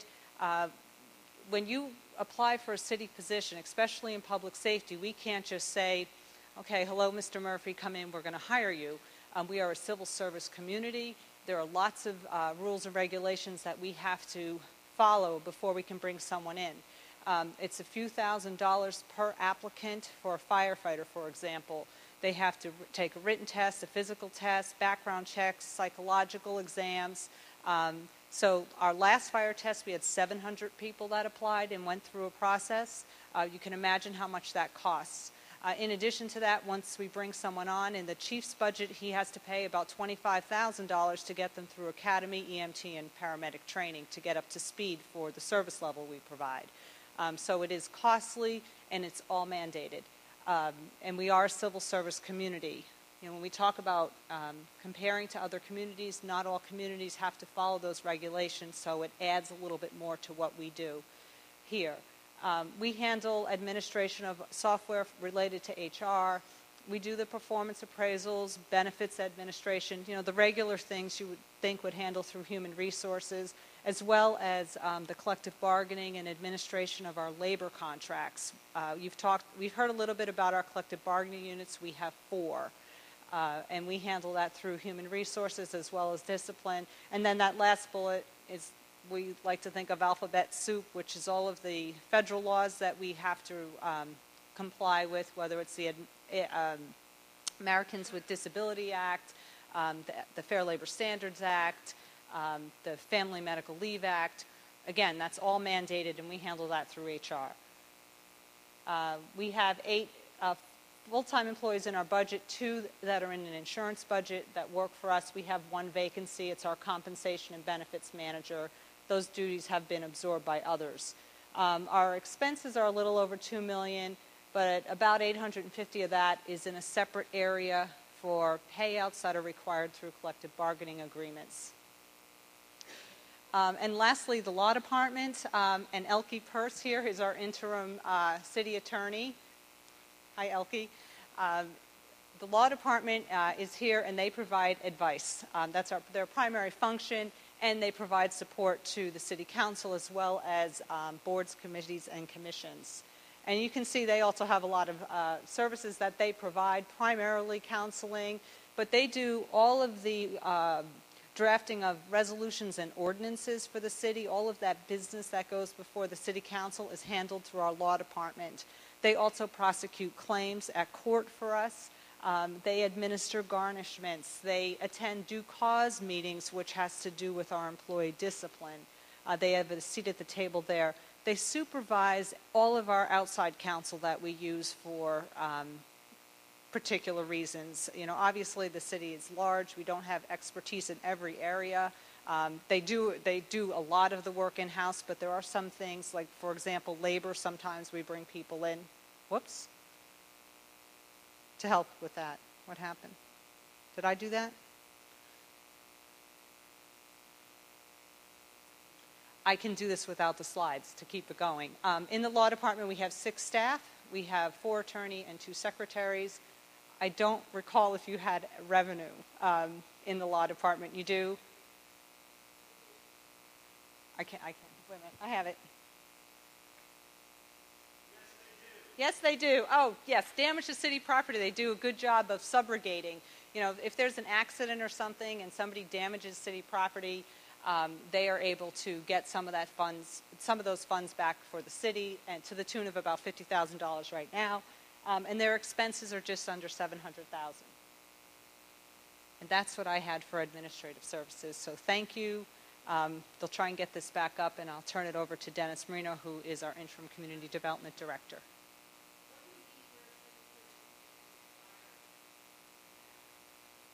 Unfortunately, I really can't answer the why. It goes back many years.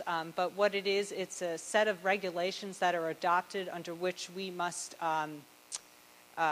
conform. So we have a civil service commission that's set up. It's a body of residents who are involved in the hiring of police and firefighters at the very end of the process.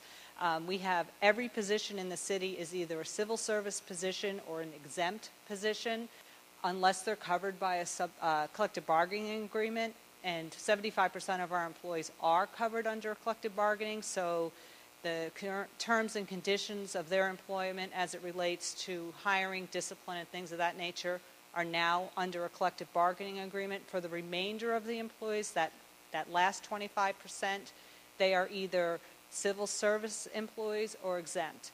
So there's that piece of it. The other part of it is it requires us to go through testing when we're hiring people. So if you're hiring for a position in Public Works, we'll bring you in.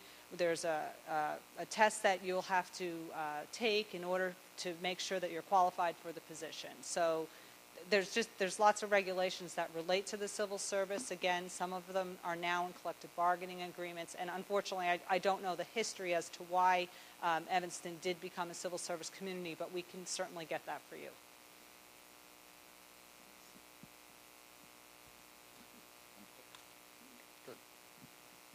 Good morning. My name is Dennis Marino. I'm the Interim Director of Economic Development for the city. I've worked with the city in 3 different positions for 19 years and lived here in Evanston for 20 years. I'm going to ask the 3 division heads from Community Development to come up and join us here at the table. We have Sue Gutterly from Planning, Jill Chambers from Building and Zoning, and also Jeff Murphy from Property Standards and Housing Rehabilitation. Let's begin here with our first slide. This slide really states our mission as the Community Development Department. We are very focused on the private physical environment in Evanston, making that stronger, attracting more desired uses. The first point there deals with a focus on our housing stock, which is extremely important. We have a lot of new housing, but most of our housing is quite old. And so we spend a lot of time, particularly through property standards and rehab, addressing that issue. Historic preservation is very important to us in our division. That's one of our significant roles. We also spend a lot of time focusing in on new construction, making sure it meets the safety and building code standards, and that also obviously in terms of any rehabilitation, we're quite focused on that as well. In addition, we're very focused on neighborhoods and making neighborhoods stronger, and we do a lot of work in what we would call area development and improvement, and we do that often in collaboration with community organizations and the private sector. Within our department, we have a special mandate related to low and moderate income households in Evanston, particularly as it relates to housing, but also in other areas, including some social services funded through CDBG. We are very economic development focused, working with existing businesses to make sure they stay here and hopefully expand, and also attracting new businesses through our economic development program. Much of what we do is done through a collaborative process. As I said earlier, the last bullet really refers to that. In sessions much like this, in neighborhoods and in the downtown and industrial areas, working with stakeholders in those areas who want to collaborate with the city to improve the situation in those areas. On to the next slide here. This is a profile of our staffing structure. As you can see there, building and zoning. 16 full-time employees, property standards and housing and rehab, 10 employees, planning, 8 employees, but 5 of the 8 are full or partially funded by the general fund. 3 are directly funded by other funds. And then within administration, that's the department director and the executive secretary, 2 people for a total of 33 from the general fund. Again, 36 positions overall, and no part-time positions. A lot of our work in our department is done working with boards and commissions that have been appointed by the mayor and the city council. We also staff the planning and development committee, but this is an example of some of our commissions here and also boards as well. And the last one, Energy Commission, what's under that is the technical review group. You don't hear much about that, but they're very focused on trying to improve electric service reliability within Evanston. At this point, I'm going to turn to Sue Gutterly, who's our interim division head in planning, who will take the next slide. All right, quickly, in the upper part, the services that are identified as mandated services in the upper portion of the slide are those mandated by either a state or local ordinance or state. Just select a couple of those. The comprehensive plan amendments, comprehensive plans are required actually by the State Zoning Enabling Act that any community that wants to do zoning must do it in conformance with the plan. Actually, this has been broadened to basically any land use regulations, including site plan review. The city must therefore monitor and regularly update their comprehensive plans and be able to demonstrate that they are used and being used as the legal underpinning of their local land use regulations. In addition, our plan is used regularly by staff and the Planning Commission as it reviews proposals for plan developments, private developments, or requests for revisions to either the zoning map or the zoning ordinance. Looking at the historic preservation reviews and certificates of appropriateness, those are pursuant to a local historic preservation ordinance that seeks to maintain the diverse architecture we have in the city, our architectural heritage and our history.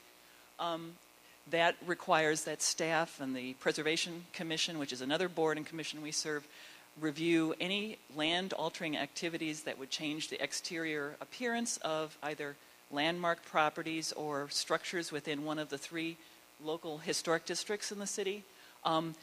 Staff works very hard to make sure this isn't onerous and really uses an educational activity. We work very closely with property owners and therefore really need to keep those historic landmark and district designation informations available.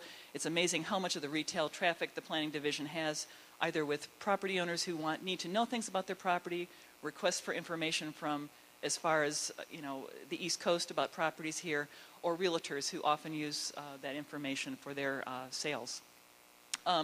The condo conversion ordinance, the inclusionary housing ordinance, the affordable housing demolition tax are all local ordinances that relate to development activities in the city, either making sure that condos and condo boards are set up in a way that will be fully functioning and serve the residents and the future residents. The others are aimed at increasing the supply or assisting with the supply of affordable housing in the city. Moving down below, we're talking about the federal mandates. Every year, the city of Evanston, it's an entitlement community, receives around $2.5 million in either community development block grant money, CDBG, home investment monies, or emergency service grants from the U.S. Department of Housing and Urban Development. These are wonderful funds, but they require quite a bit of reporting and monitoring on a regular basis. There's also quite a bit of reports. The consolidated plan, for example, is a plan that all recipients of CDBG monies must prepare every 5 years. This is the year we must do it for 2010 to 2014. It sets out a 5-year strategic plan for how we intend to spend our monies. It establishes goals, and then in conjunction with the consolidated plan, we must every year prepare a 1-year action plan, laying out our strategies to meet that year's goals. Comprehensive annual performance evaluation report, the CAPER, reports on how we did it for the year. So there's quite a bit of reporting related to these monies, and it enables us to do many things. Neighborhood, I just want to talk a little bit about neighborhood revitalization. Much of that is tied to what we are required to do as part of CDBG, which is to maintain a suitable living environment in our low and moderate income target areas. But Also, those activities really dovetail and reinforce the things we do with our economic development. Examples are we had a community participation process for master planning in West Evanston in conjunction with the West Evanston TIF. We also have led streetscape projects that are intended to be both neighborhood beautification but also business stimulus. Chicago Avenue Streetscape is an example of that. And well, I'll stop there. Oh, we're working right now with neighborhoods north of Howard Street to work on their business district. Comprehensive Annual Performance and Evaluation Report, and it refers to how well we're hitting the goals we've established for the use of our CDBG monies in a year. And I will... Thank you, Sue. Great question about the acronym. We have way too many acronyms, so please keep asking us and make us explain that.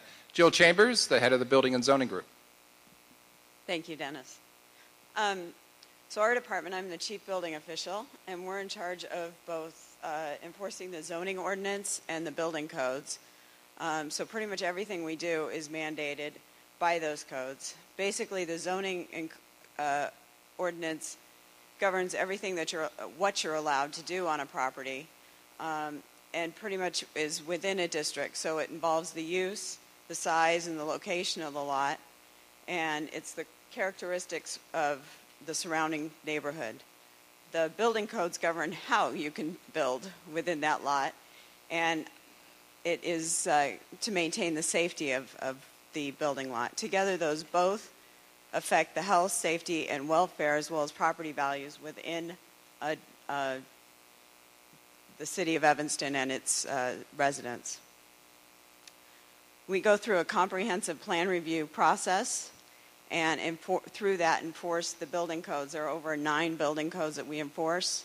Those involve the obviously the zoning ordinance is part of that review process, but we also work very closely with multiple cities throughout, multiple codes throughout the city. There is also the commercial code, the residential code, the plumbing and mechanical code, the national electric code, the energy code, and the state mandated codes. So all of those codes need to be enforced both through the plan review process, which is when somebody comes in and applies for a permit. All of that goes through the review of those plans and must be complied with the plan,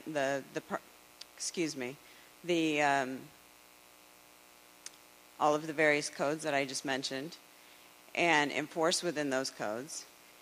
And then that enforcement is continued through our inspection program. Now, there's another process within that where somebody might come in for the zoning review prior to applying for a zoning permit, where they know that they need some kind of variance or special use. And that happens before somebody applies for a permit. If they know that they need a variance and they're doing something on their property that is going to require a minor variance or a major variance or some type of special use, that's where a commission or a board would get involved, and that is anywhere from the Zoning Board of Appeals, which we also staff, or the Plan Commission that we also work with the Planning Department on, and that goes through recommendations on to the City Council, and eventually is discussed and approved through them. So there is a process that goes through for those mainly for plan developments and special uses, one in the same larger scale for plan developments, for zoning relief. Otherwise, during a plan review process, the zoning ordinance is a mandate that is reviewed for zoning compliance. Again, the inspection program is where once a permit is reviewed and approved, you go into the inspection of the property and make sure that during the construction it is also being complied to. Now, the volume of inspections is consistent. About 7,400 annually are done on the permits that are issued, approximately 3,400 permits are issued a year. The reason for the increase on the number of inspections is because on a given property, you can have anywhere from 5 to 500 inspections on any given property. The reason for that is it's based on what's mandated in a code for the type of inspections that are to be given during the course of construction. And that can be based on the permits. There are to be rough inspections and final inspections and various types of inspections throughout the process. That is for both the structural, which are the residential and commercial codes, the plumbing, again, the energy codes, the accessibility code, which is a state mandated code, the, as I mentioned, the mechanical or HVAC code, as well as the state plumbing code. We also do the inspection for the tie-ins for the water and sewer into the state, into the city water and sewer. So all of that is part of what the mandated services are for the building and zoning department. And that is a requirement of the inspection program. Once that has been all approved, the certificate of occupancy permit is what closes out the inspection program, saying everything meets code. And that is the most important piece because it is illegal to occupy any residence without a certificate of occupancy, especially on new construction. So those are the mandated programs that the building department is responsible for enforcing. Thank you. Thank you, Jill, very much. We'll now turn to Jeff Murphy, who's the division head for property standards and housing rehab. Hi, as Dennis said, my name is Jeff Murphy. I'm the assistant director of property standards and housing rehab and community development. I serve as the code official by ordinance with the city of Evanston. Rather than going over what codes we enforce, which is essentially Title V of the city code, I just want to say what the actual purpose of our mission is, and that's concerning the protection of public health, safety, and welfare in all existing structures, residential and non-residential, and on all existing premises in the city is provided in the code. In other words, we deal with everything that's not public. So our inspectors don't deal with the public right away. With one exception, our graffiti inspector removes graffiti from the public right away. He's one of our staff members. We have a staff of 10. Our mandated services that we provide revolve around the inspections of rental housing primarily and licensed lodging establishments. We've got 13,486 dwelling units in the city, and that's in 2,426 buildings. We inspect them on a 3-year basis. If they're in the CDBG target area, it's actually a 2-year basis. Our registration of rental property is a relatively new process that we implemented and was passed by City Council in order for us to be more efficient in locating owners, especially the owners that we have problems getting in touch with when we get complaints. Our license and inspections of rooming houses is another mandated program in the city code. There's a total of 84 structures, or 84 licenses, I should say, representing 84 buildings and affects 5,500 roomers. Those are our main issues that we tackle on a day-to-day basis. Then we have many other things that we deal with. We have partnerships with just about every department in the city. We're the leading, actually on a yearly basis, we're the leading ticket writers for administrative hearings with code compliance. I think we actually outpace parking systems as well. We deal with condemnation of dangerous buildings. Vacant buildings is a huge problem that we're dealing with right now. We have one of our inspectors totally dedicated to that. Right now we're tracking 165 bank-owned properties that are vacant and boarded. We work with health, going back to the PowerPoint, we work with the health department quite often and zoning on illegal rooming houses. We have partnerships with health zoning, streets and sanitation, police, fire, water. We have agreements with the summer youth program. We have a civil enforcement team, which I co-chair, which is made up of all those various departments. Our housing rehab portion of our division has two main programs. One is the 1 to 3 unit owner-occupied buildings that we can provide 0% loans to qualified low to moderate income homeowners. Then we also have a multifamily program that provides technical and financial assistance to landlords that have 51% low to moderate income tenants in their buildings. We have a rehab specialist and a clerical staff person who are dedicated to that task in housing rehab. And I just want to mention quickly a little bit about our staff. So we have five staff inspectors certified as code enforcement officers and one clerical staff member that works primarily on property standards programs, although we can cross over and they can work in either property standards or housing rehab as needed.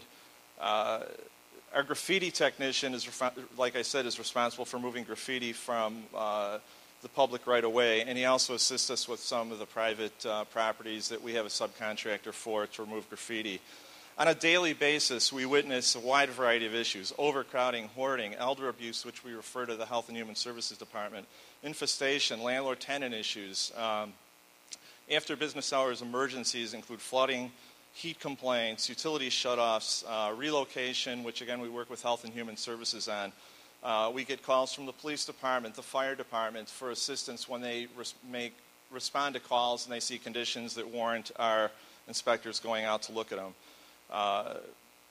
We, again, act as credible witnesses in court, both in administrative hearings and in Skokie Circuit Court on code-related issues. Thank you, Jeff. In conclusion, here you see the financial summary for the department in terms of our budgeted expenses for the current fiscal year. And then you also see the department-specific revenues. These are revenues that particularly come in through the building division and also through work that Property Standards does, but really all divisions produce revenue within this department. And so the variance then is on the plus side of $613,800. I think that basically completes our presentation at this point, and ready for the next department to come forward, which is Alan Burkowski from the Fire Department. Thank you all for your attention.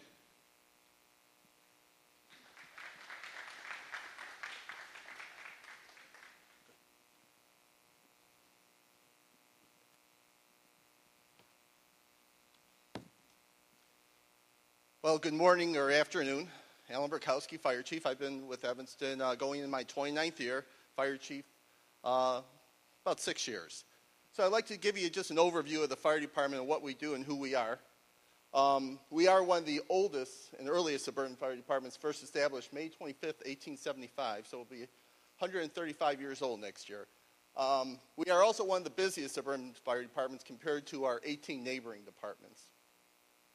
Our mission, it's a little hard to read back there, but the first line is probably the most important. We exist 24 hours of every day to protect life, property, and the environment. Most people think of life and property, but we also do a lot of property conservation, particularly when you deal with oil spills, fuel spills, chemical leaks, and the such. Our organizational chart, again, a little bit hard to read on this. Oops, really hard to read. I got it. That's my fault. But just to kind of give you a rundown up there, obviously the fire chief's at the top, second in command. In the middle there is Chief Sam Hunter. He's operations and training.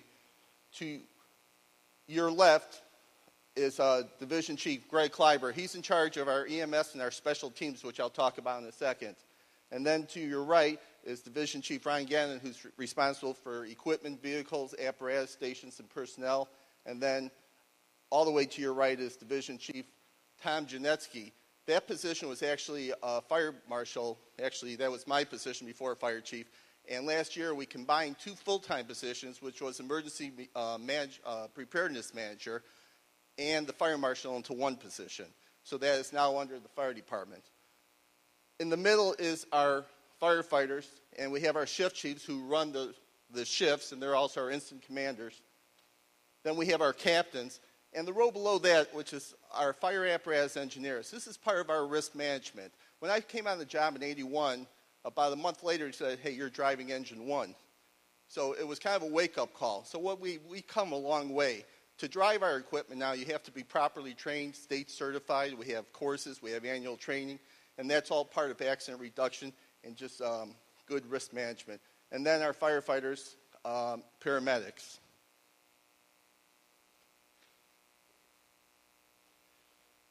This chart here just gives you some basic background on the department. If you look at the second row, 1981, we were running about 6,000 calls for service with 117 sworn firefighters. Last year, we were our busiest year ever at 9,134 calls for service at 108 firefighters. What's also important is vehicle responses. When you look at calls, it doesn't give you the full flavor. We turn the wheel about 21,000 times a year. So why the increase in calls? Could be a number of reasons. EMS is up about 9%. That may have to do with the aging population, a higher daytime population. We've seen an increase in carbon monoxide alarms, about 20% increase last year. We've seen an increase in invalid assist, a 53% increase. That's a person who falls in the middle of the night, can't get up, and we go into assist. We also seen a significant increase in service calls. Those are calls where someone smells something, sees something sparking, a wire down, a tree down. There's a number of reasons people call, and we're the ones they call to assist them in those situations. I need one more hand. That'd be fine. Our average response time is 3 minutes and 52 seconds. 98% of the property involved in fire were saved based upon our statistical analysis. And fire deaths, 0 fire deaths for 6 years straight. And I think we can attribute that. Thank you.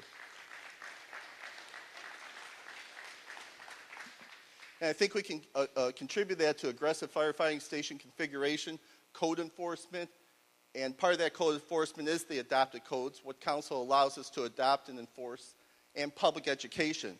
And I can't tell you how many times I've been in a fire where I've heard a minute or two more and this place would have been fully involved. So that response time is critical. And here's our station configuration. The red dots are the fire stations. And this map is based upon ISO, Insurance Service Organization, that grades fire departments. And what they grade us upon is our station location that we're 1.5 miles from any place that we are responsible to respond to. So the green lines actually show 1.5 miles response area. Our daily staffing is 26 firefighters per shift. We have 3 shifts and we work 24/48. So the firefighters start at 7 o'clock in the morning. They end up at 7 o'clock the next morning and the next shift comes on. All our equipment, with the exception of the ambulances, have 3 personnel. So the engines have 3, a captain, a driver, and a firefighter, as well as the truck companies. Our ambulance have 2 certified paramedics, and our shift chief is a single person who runs the incidents. You were talking about how we compare to other municipalities. This is just a snapshot, but we picked departments similar to Evanston, and we have Skokie on there and Schaumburg Fire Department, who run approximately the same number of calls, about the same size, give or take, and it just gives you a flavor of where we're at.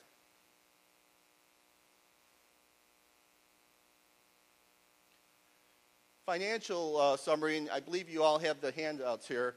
But our revenues, as Mr. Lyons talked about, include the false alarm fines. Cost recovery is an ordinance that a council passed about 7-8 years ago, maybe longer now, that enables us to charge for people who start fires as a result of carelessness or negligence. For example, a painter or a roofer or a plumber who uses a torch and isn't careful. So those are monies that we charge for that actual fire response. So that varies. That could be $5,000, that could be $20,000, depending on the calls that we respond to. Ambulance transportation fees, we'll talk about a little bit. We do get an annual grant from the government for our emergency preparedness at $24,000 every year, and then state training reimbursements. The state reimburses us for certified training classes that they want us to have.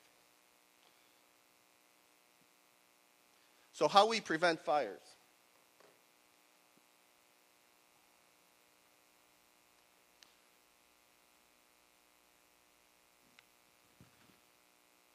Public education, code enforcement, fire suppression, and fire investigation. Why fire investigation?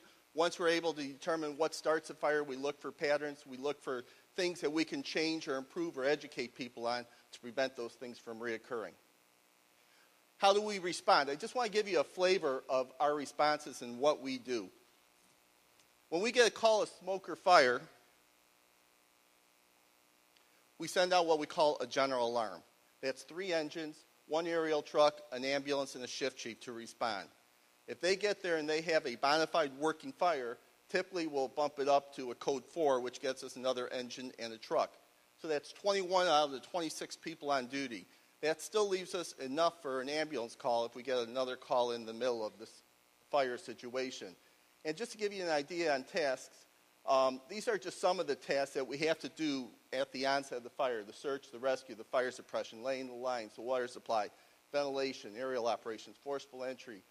RIT stands for Rapid Intervention Team. That's a team that if someone gets in trouble, they go in there and they're ready to respond. Pump engineer, incident commander. So a lot of tasks have to be done right away.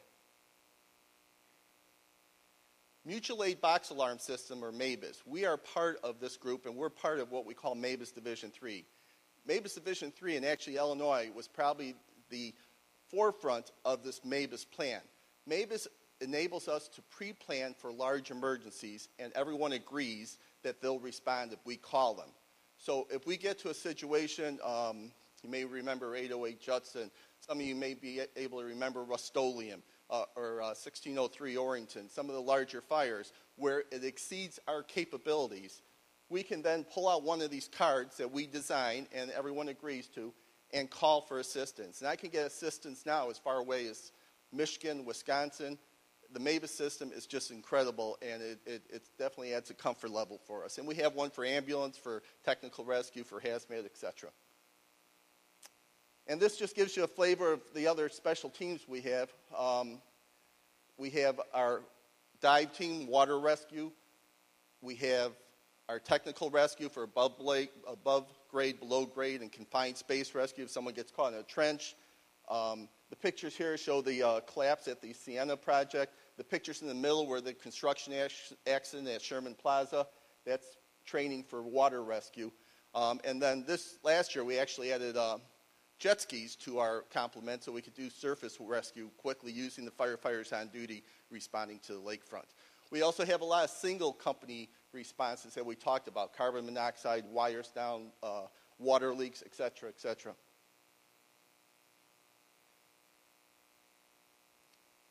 Emergency medical services, that's our ambulance service. We were one of the first fire departments to start in 1976 to offer ambulance service in the North Shore. Right now, we're over 5,000 calls for service, and approximately 88% of our paramedics, of our firefighters, are paramedics. And why that is critical is the ambulances obviously have paramedics, but what you may not realize is our engines and trucks are also all paramedic equipped, meaning when an engine or truck pulls up, it's just like an ambulance. It can do everything except transport you. So they can give you the IVs if you're having, they can give you medicine if you're having an asthma attack, treat anaphylactic shock, heart conditions, whatever it takes until the ambulance gets there. Our ambulance fees are stated here. It was last changed February 2007. We are going to council this month for an increase based upon Medicare allowables. Anytime we don't increase it, we leave money on the table from the federal government. So we try to maintain our ambulance fee rate based upon what the government would allow us to charge. And then paramedic training is a long process. I don't think most people realize just how much they have to learn to be a paramedic. It's about a 1.5 year process from start to end. I know when I went to paramedic school in 1980, the book was probably about 1 inch thick, and now it's about 4 inches thick and much more complicated. And here's the question everyone asks, so I just want to kind of throw it out there so you have the answer now. Why do we send an engine on every ambulance call? Why not just send the ambulance? Well, I'll tell you right now, you cannot do a quality job with 2 people on an ambulance call. First of all, people are not in a convenient position to be taken out of the house. They're not waiting at the curb with a suitcase when we arrive. Typically, they're on the floor, they're feeling bad, they're feeling weak, something's wrong, otherwise they wouldn't be calling us. So we take all our equipment in. Typically, they're not on the first floor either. I think it seems to be the sicker they are, the higher they are in the building. So we have to bring our equipment up.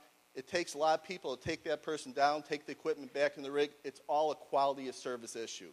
With 2 people responding to an ambulance call with paramedics, you don't get the care that you need to give to that patient. And again, the other important component is because I got 5 stations and 5 engines, those engines can get to the call much quicker than my 2 ambulances and start that treatment immediately. And we have seen incredible results with just getting to that patient and shocking them or giving them the medication to make them feel better before that ambulance gets there. And I want to touch base on the Fire Prevention Bureau. That bureau has our division chief, Tom Janetsky, our 2 fire inspectors, and we have a plan review and a permit clerk who does the false alarm billing for both police and fire departments. And they're responsible for the code enforcement, the plan review, and now we also have the emergency preparedness for the city. Something that some of you will be familiar with is CERTS and CERT. That's a citizen emergency response team or a student emergency response team where we train citizens to help us during calls. And we probably have one of the most active CERT programs anywhere. I'm really proud of our citizens and what they do to help us during these incidents. And that's just not emergencies. They were there on the 4th of July. They were there at the Northwestern game when we did fireworks. They are all over, and they are ready to help us. We talked about legislation. For example, recognizing the patterns. The Fire Prevention Bureau was responsible for first recognizing that halogen lamps were starting fires back in 1994 and changed the industry on how those were designed. Carbon monoxide detectors as well. So that's the Fire Prevention Bureau. That's the fire department in a nutshell. I just wanted to give you a little bit of flavor, and I know we'll have some more interactions in the next week or 2. So thank you very much.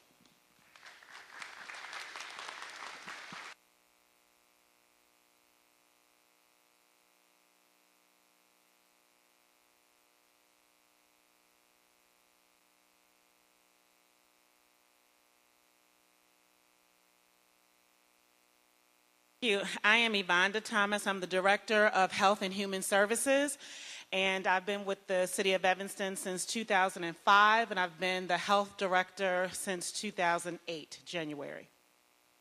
I'm just going to give you an overview of the Department of Health and Human Services. Guess I got to click.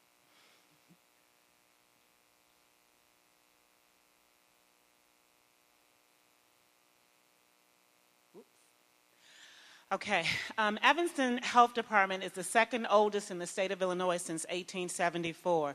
And I think what's critical to note is Evanston Health Department is one of 4 certified local health departments in the state of Illinois. And we have a mental health board that was passed by referendum in '68, Commission on Aging, ordinance passed in '76, and we combined health and human services. And even though we're affectionately still known in this community as the health department, we are comprised of many services, which include human services. So we've had a rich history. And our mission is to enhance and protect the health and well-being of all Evanston residents, responding to those who are most vulnerable and at risk and in crisis. And so this is our organizational chart, how we fit in the overall organization. And just, I want you to note that we have 3 separate divisions, which is a division of health, division of environmental health, community health, and community relations. And so I'll just give you a simple overview of our services. But I want you to understand that typically, the question has always come to our department, why a health department in Cook County when there's a Cook County Department of Public Health? The rationale for that is being a certified local, meaning we respond to this jurisdiction, we have the capacity to ascertain funding from the federal government, the state of Illinois, and local as well. And that allows us to have a local response that is quick, effective, and efficient.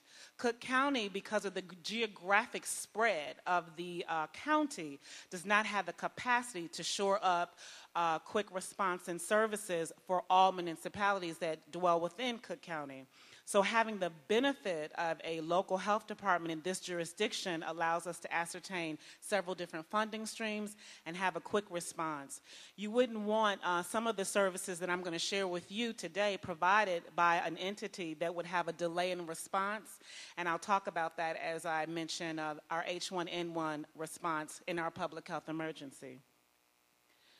So some of our services in Environmental Health Division are our food programs, and that's inclusive of all food establishments in Evanston, inclusive of the University Food Services, our summer festivals and special events, mobile vendors, hospitals, soup kitchens, and bakeries. And basically, we have 3 full-time sanitarians that are licensed through the state of Illinois to either teach food sanitation courses and also to do inspections on all of the food establishments. But what you don't see up there is we also are a municipality that does all pool inspections, all beach water testing, tanning facilities, and you don't see that listed. And we're unique because our counterparts, meaning other municipalities, don't provide that comprehensive service of inspection. We do inspections annually to all these entities, but we also respond to complaints. If there's a complaint of a rash or itchy skin, we respond within 24 hours to all of those complaints. And so many of our entities in Evanston are inspected more than once. We have an integrated system of permits and licensing, and sure. Our integrated system allows us to do real-time information gathering and also to put information into a system that we share with community development across the city to assure that real-time information is included on all inspections. And we do that in the field. And so what that helps us to assess is real-time inspections to make sure that we're not missing any of our entities. And also it captures our complaints and our follow-up. And this makes sure that it's our check and balance system across the organization to assure we're meeting those mandated inspections. So we have a licensor out of our department. We provide permits and licensing for all of our food establishments, all of our tobacco and retail entities, all of our home daycares, and all of our long-term care facilities and our sidewalk cafes. Foodborne illness outbreak. As a certified local health department, anytime there's a complaint of illness in any of our restaurants, we do a 24-hour contact investigation. We actually meet with the person who has the primary complaint of illness, and we meet with others in the close proximity of that complainant to kind of ascertain or backtrack the origin of the illness. And typically we report that out to the state within 24 hours after the culmination of the investigation. Our staff is able to assess illness. Sometimes we have to gather specimens. We are able to send that out by courier to the lab, and we can report in real time the source case of foodborne illness, and then we respond appropriately. In the last 2 years, we've had about 3 serious foodborne outbreaks that we've had to do an investigation where we've had to investigate up to 40 people to ascertain the origin. In environmental health, I'm sure you're familiar with some of this information. We respond to complaints and inspections as it relates to rat infestation. And what that means is an inspector goes out and assesses the area to assess if there's harborage or burrows, and we contract out to a private contractor to respond to that. But we are the ones first on the scene to do the assessment and make a critical judgment call, and then refer to our consulting programs to respond to rat infestation. We also do West Nile virus tracking and surveillance. I'm sure you're familiar with that, where we put out trappings to assess pools for positive mosquitoes, and then we report to the state if there's any infection of West Nile virus. We also respond to ticks or Lyme. We had about 2 cases of Lyme disease last year. We pick up and assess crows and birds in the field, and we send them out for testing. And our latest high number of calls this year are bats, because we had a positive bat for Evanston. And then we respond to general nuisances such as bees, wasps, spiders, squirrels, mold, roosters, skunks, and cats. So variety. Our emergency preparedness area of environmental health, we train all the staff on national incident command systems and incident command structure. And basically what that means is we coordinate with our hospitals, our community partners such as our schools and our university, and of course our own fire and police to assure that staff is, one, educated about emergency preparedness, that the residents are educated about emergency preparedness. And we do that through several funding streams, but typically it's the federal government and the state government that sends us, we ascertain funding to assure that we're prepared. And leading to what we're dealing with now, as you know, we're in a public health emergency as it relates to influenza, particularly H1N1, which is affectionately known as swine flu. And these are just our priority groups. And right now, we do have our community clinic going on right now.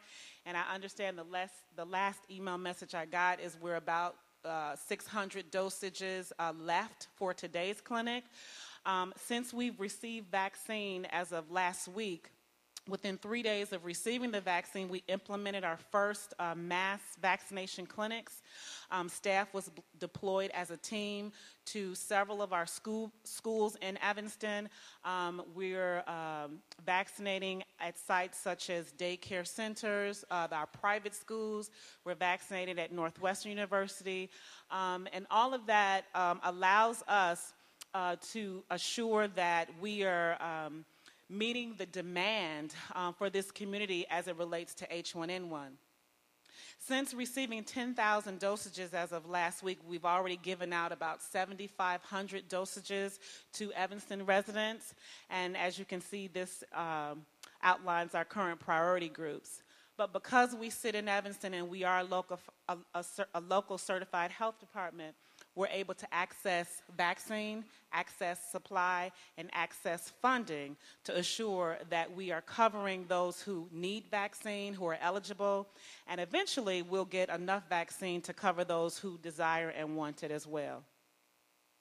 And so we implemented our 2009 H1N1 clinics, and we estimated having to ascertain at least 50,000 dosages for Evanston, and that's based on the numbers, but we know that that we may not implement that many or administer that many vaccines because it is a voluntary vaccination process. Another service we have that has really increased in numbers in the last 2 years because of the economic climate is our landlord-tenant supportive services. These are trainings for realtors and property owners, tenants as well, and we respond to inquiries and concerns related to purchase or rental property. We provide mediation services through our alternative dispute resolution program. And basically that is a voluntary program where tenants and landlords come together and we mediate to assure that there's a good neighbor relationship and that both are honoring our landlord-tenant ordinance. And so far, the services that I've shared with you, or the overview, are all mandated services that we're required to perform being a certified local health department. Our summer youth employment program, which is not a mandate, but it's a 9-week summer work experience for in-school Evanston youth ages 14 to 18. The last year we were able to employ throughout this community over 226 youth. We have an annual job fair. We screen, we interview, and we're able to employ youth that may, under other circumstances, not have employment. And the feedback that we've gotten from this last year's program is that how critical it was, because some of the youth may have been the only income coming into some households. So our department is Human Services for Evanston, protecting the welfare of families and neighborhoods for a healthier Evanston, but being mindful of our emerging public health concerns. Thank you for your attention.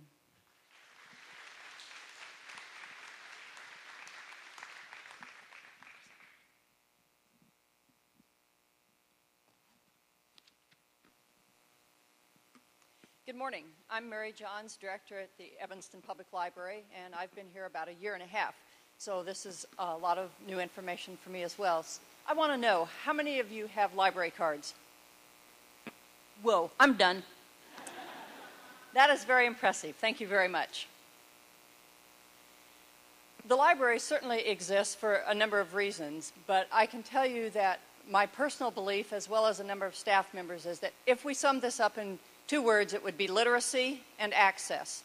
and literacy in the traditional sense, but also literacy in technological ways as well as cultural and artistic ways. The library is truly an avenue for the fabric of our community. We are very committed to the idea that every child should learn to read and be ready to read when they start school. And if we have no other goal, it would be that every child loves books, because they will grow up to be people like you who are in a public forum and can raise their hand and say that they have a library card. So we get you from cradle to grave. We also want all residents to have the opportunity to enjoy that intellectual and cultural life and to have the access to the information that they need to make daily decisions. And in this particular time, we have seen a particular increase in this. People are coming into the libraries to look for jobs, to use the resources that we have, to help them find jobs, to help them. Yesterday, I talked with a gentleman who was looking for information on how to find funding for a nonprofit organization. We also have people who are coming into the library to learn how to use computers. Much of what's happening in the world is e-government, and you come to the library because you don't necessarily have access to a computer. So a very important part of what we do is narrowing the digital divide. The library is divided into several departments. The technical services department and administrative services are the behind-the-scenes kinds of things, so that when you come to the library, you have the materials that you want. It's like going to Target. We also have adult and youth services and the children's services, which are two separate departments. We combined young adult and reader's advisory into one department last year. These provide direct customer services. It's answering questions, it's doing programming, it's helping people find the resources that we have, it's helping people interpret the resources that we have. And then circulation services, this is how you check materials in, check them out. We get them back on the shelves for you, hopefully in the right order, so that you can find the materials that you need. Technical services also places all the orders for materials. We are looking at the possibility of outsourcing some of these services. We can get some of these things handled by our vendors so that the materials come shelf ready. The minute we receive them, we unpack them, put them on the shelf, and they're ready for you. Administrative services also includes maintenance and our budget and personnel pieces, as well as fundraising. And some of you in this room, I know, have received letters this week for our Fund for Excellence. You should know that your response to Fund for Excellence goes to the purchase of materials for our collection, and 18 to 20% of our materials budget is provided by people who donate to the Fund for Excellence. So thank you very much. In adult and young adult services and the children's services and the branches, which are all three separate departments, but all provide much of the same kinds of services in different locations and for different age groups.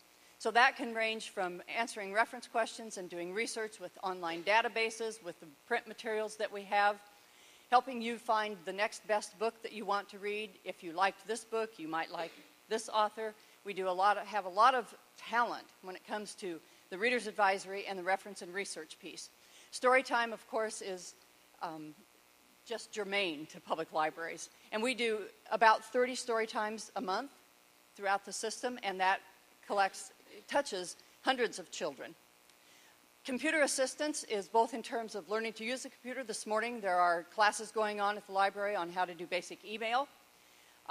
We do computer assistance on the spot, helping people not only utilize the computers to do their resumes and job applications, but also in how to access the databases that we have. Programming, in addition to Storytime, can be programming that we provide, as well as programming that some of you offer. And we have a number of groups who we either partner with to do programs or that present programs themselves, and we simply provide the space because we do have a number of groups that use our meeting rooms. Again, today, you can go to the library after this session is over and listen to jazz music. So there's a wide variety. The Teen Loft is our stellar part of the library, the Teen Loft and the children's space. The Teen Loft is a place where young adults truly are creative. They attach books to what they do, but they find a place that's safe and secure where they can be creative. So we're very happy to be able to provide that space. They create all kinds of book discussions, video programs. We have story times that at all locations. These can be drop-in story times or story times that you register for. And again, if you learn to read and hear stories, you know you're going to grow up and appreciate that same thing. The early literacy that we do and our commitment to children being ready to read is handled through a program called LEAP, which is Literacy Education at Play. And this is a program that we do with District 65, the Head Start, and we also have provided this program in some of the home daycares. Again, circulation services handle all of the materials to get them back on the shelf for you and ready, as well as transferring among other libraries. We are a member of a consortium of 23 libraries where we share resources with one another. We also share an online catalog. So when you look at our catalog, you also find the holdings of those 23 other libraries, which you can borrow as a resident of Evanston. Marty was talking about $20 million a little bit ago. This is a sample visit to the library on a conservative estimate. If a family came in and checked out these materials, that would have cost them $177 had they gone to a bookstore or video store and purchased those materials. So we think you're getting a pretty good return on your investment. We do all of these services with 66.4 FTE. That's budgeted, and we are currently doing that with 13 vacancies. So we have a staff that is very committed to this service that we offer. What's the public value that you get for your tax dollar? And we do appreciate your tax dollar. Last year, this is based on 2008-2009 fiscal year. 622,000 people came in our doors. That's counting those who came completely into the library through our gate counter, because there could be a lot of people who were at meetings and programs that didn't get counted. We're open 160 hours a week at the 3 locations. And based on the number of items that we circulated, and our circulation has gone up in double digits. South Branch, for example, in the month of September, increased 55% in the materials checked out. North Branch was about 40%. Overall, we're looking at a 12% increase in materials and about a 16% increase in visits to the library this year. So we're on track to check out 1 million items, so use those library cards. If we took the circulation from last year and figured that at $20 an item, $18 million was the value of those materials that were checked out by residents of Evanston. Thank you.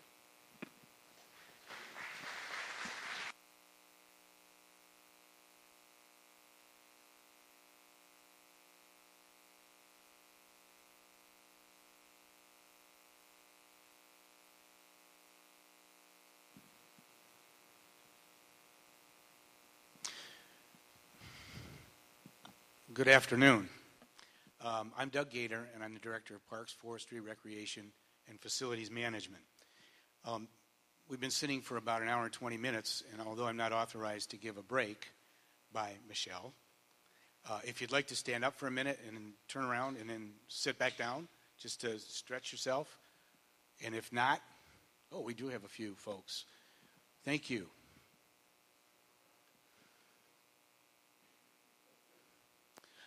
Okay, that's enough.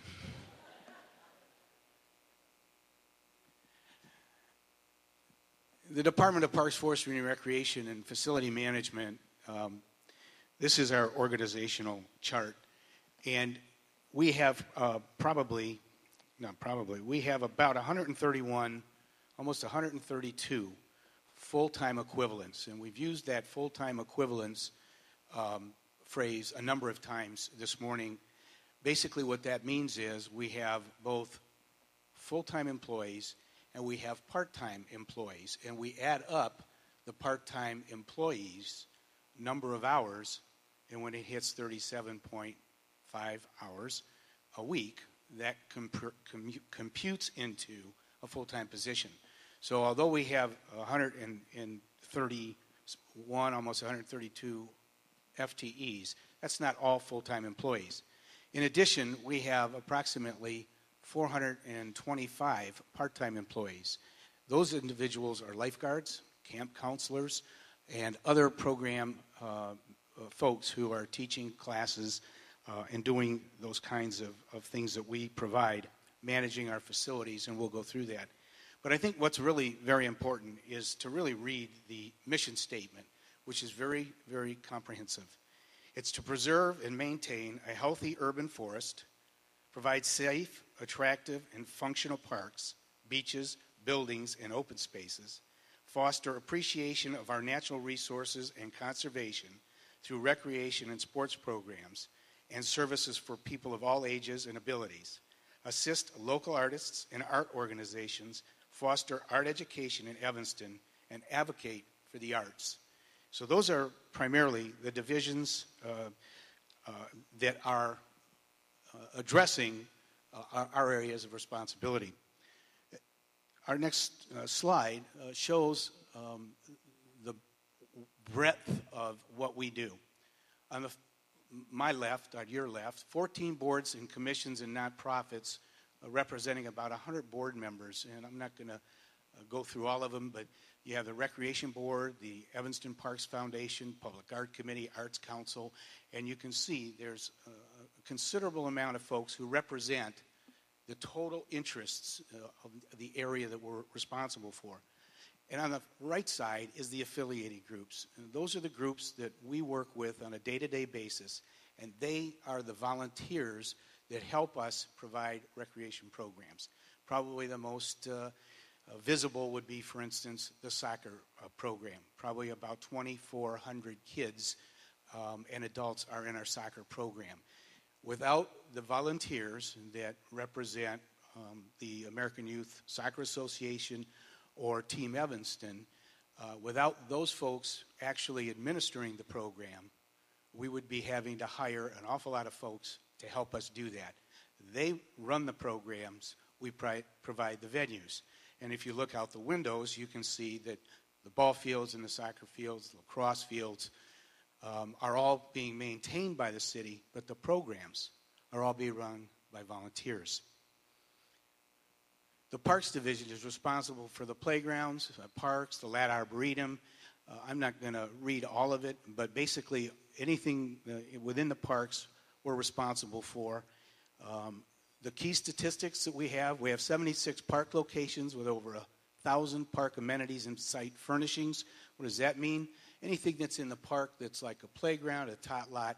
Not only are we in mowing and maintaining, but we have a responsibility for safety. So once a week, at a minimum, we are checking to make sure that the swings and other equipment is safe. If it's not, it's either repaired or it's removed. In addition, we're responsible for emptying over 400 park trash cans. Our statistics, about 38,000 empties per year. Maintenance of over 62,300 lineal feet of fencing. Snow removal at all 10 city buildings. So as an example here at the Levy Center, we're responsible for clearing the parking lot and the sidewalks. We are also, by ordinance, responsible for clearing sidewalks that abut any of our parks. So our parks maintenance folks and our rec maintenance folks are responsible for that. In addition, we pick up the Christmas trees. About 900 staff hours for pickup. Our forestry group and our rec maintenance staff are also responsible for that. Forestry division, park and parkway tree trimming.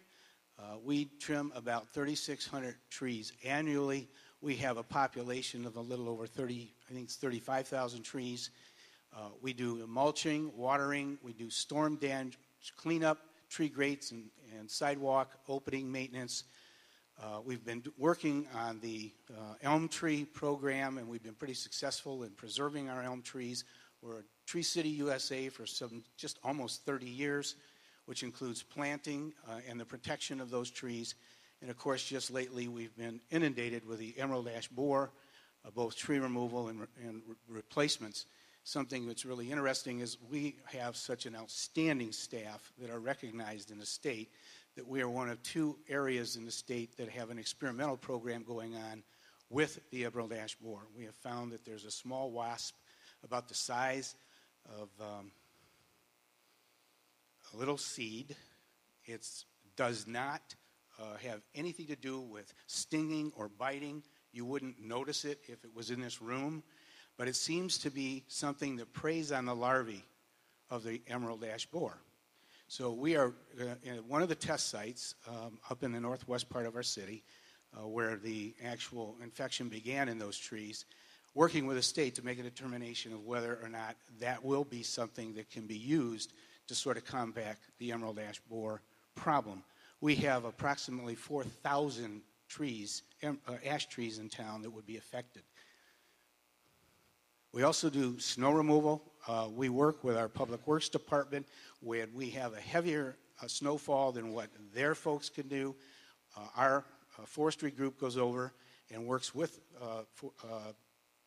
Public Works to remove snow and work on their 24-hour shifts. Tree inspections, we do firewood sales. So the group is extremely busy, and I'm really proud of their efforts.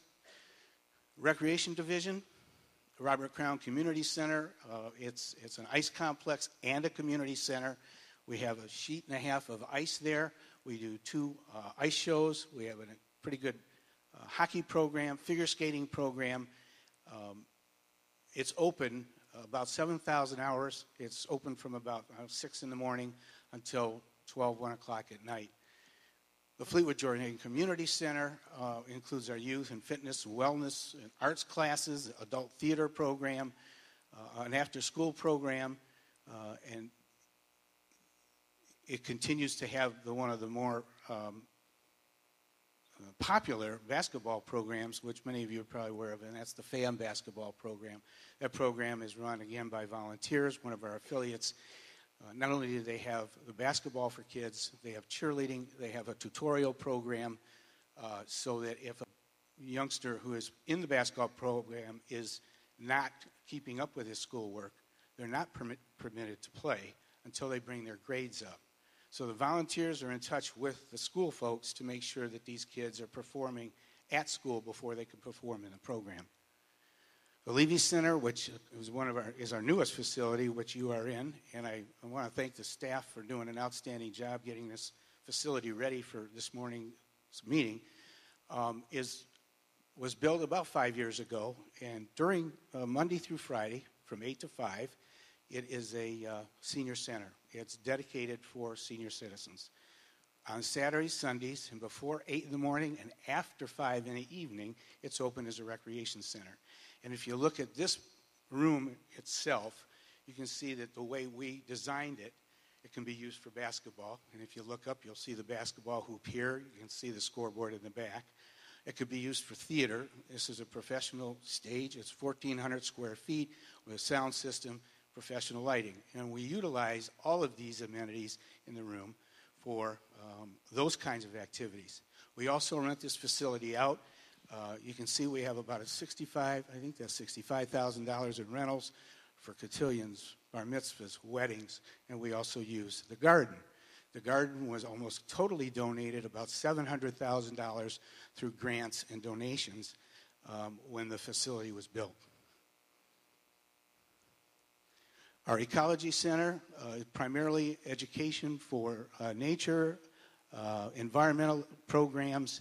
We rent that facility also, about $15,000 in revenue. It's in the Ladd Arboretum area on McCormick, and they do canoeing lessons. We teach in the schools on educational programs regarding nature. Chandler Newberger Center offers both youth and adult sports programs. They run our citywide golf, citywide tennis. We get grants for that program. Very active centers. Drop-in activities are basketball, volleyball, gym time, very active in most of these centers. Our lakefront operation, we have 5 public swimming beaches. We have a dog beach. We have the Church Street boat ramp, and we have the Dempster Street sailing beach. We have a rental program about $6,100, and we work very closely with the fire department, with the Coast Guard, and with the city of Chicago in keeping the beaches safe. And if you've followed along lately, we had an incident in, I guess it was late August, where all of these agencies came together and actually saved 3 lives of individuals who had wound up in the water 2 miles out. And all the agencies came together and were able to save the lives. The fire department, police was involved. So we try to maintain a very specific, safe area. We do an outreach program where we have a field house over at Mason Park. Hours fluctuate throughout the year depending on what the school's hours are and the attendance. Our park service unit is a park ranger group of part-time employees. They open and close restrooms. They monitor the parks. They're sort of a first responder in the event that you, the citizens, see something that's going on that may not be quite right. They'll take a look at it. They sometimes are dispatched by our police department. They are not law enforcement. They are not armed, but they're the first responder. And therefore, if there's something that they can handle, they do it. If not, they'll call in the police department or the appropriate department to respond.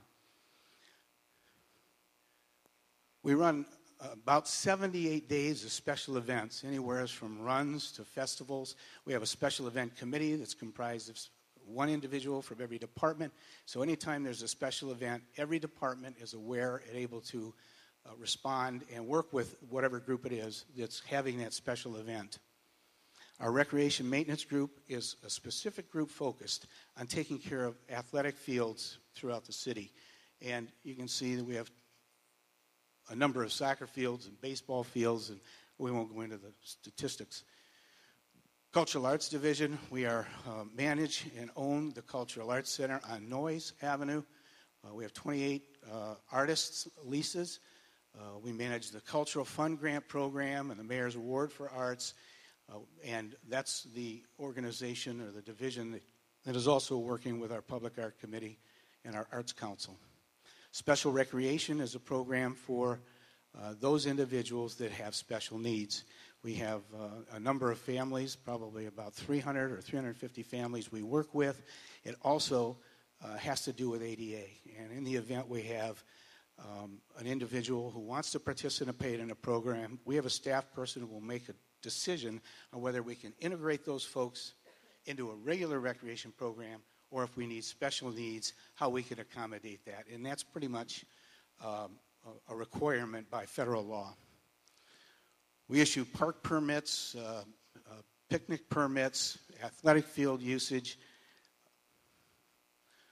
The facility management division is really the landlord of all of the buildings the city owns. Fire department, fire stations, police fire headquarters, city hall, the service center. They do all the maintenance. Some of the things that we've done in the past, and you can see what the specialties are. We do heating and cooling, carpentry, you name it. These folks do it, and they are responsible for, as you see, all of these various facilities. One of the largest things we did recently was we completed the rebuilding of Fire Station 5 on Central Street. So we go from repair of a water tank that sort of broke on us on Wednesday night. We fixed it, so about 10 hours we had hot water back on at City Hall. We do those kinds of things all the way up to building new buildings. That really covers our department. I would say that, and we didn't put this in our slide, but our budget is about $15 million, I think about $15 million. We break it up with facility management is about $2.7 million. Parks and Forestry is about $4.7 million. The Recreation Division is $4.2 million.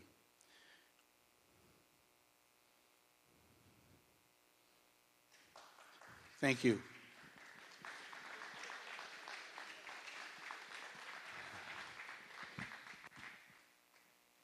Thanks, Doug.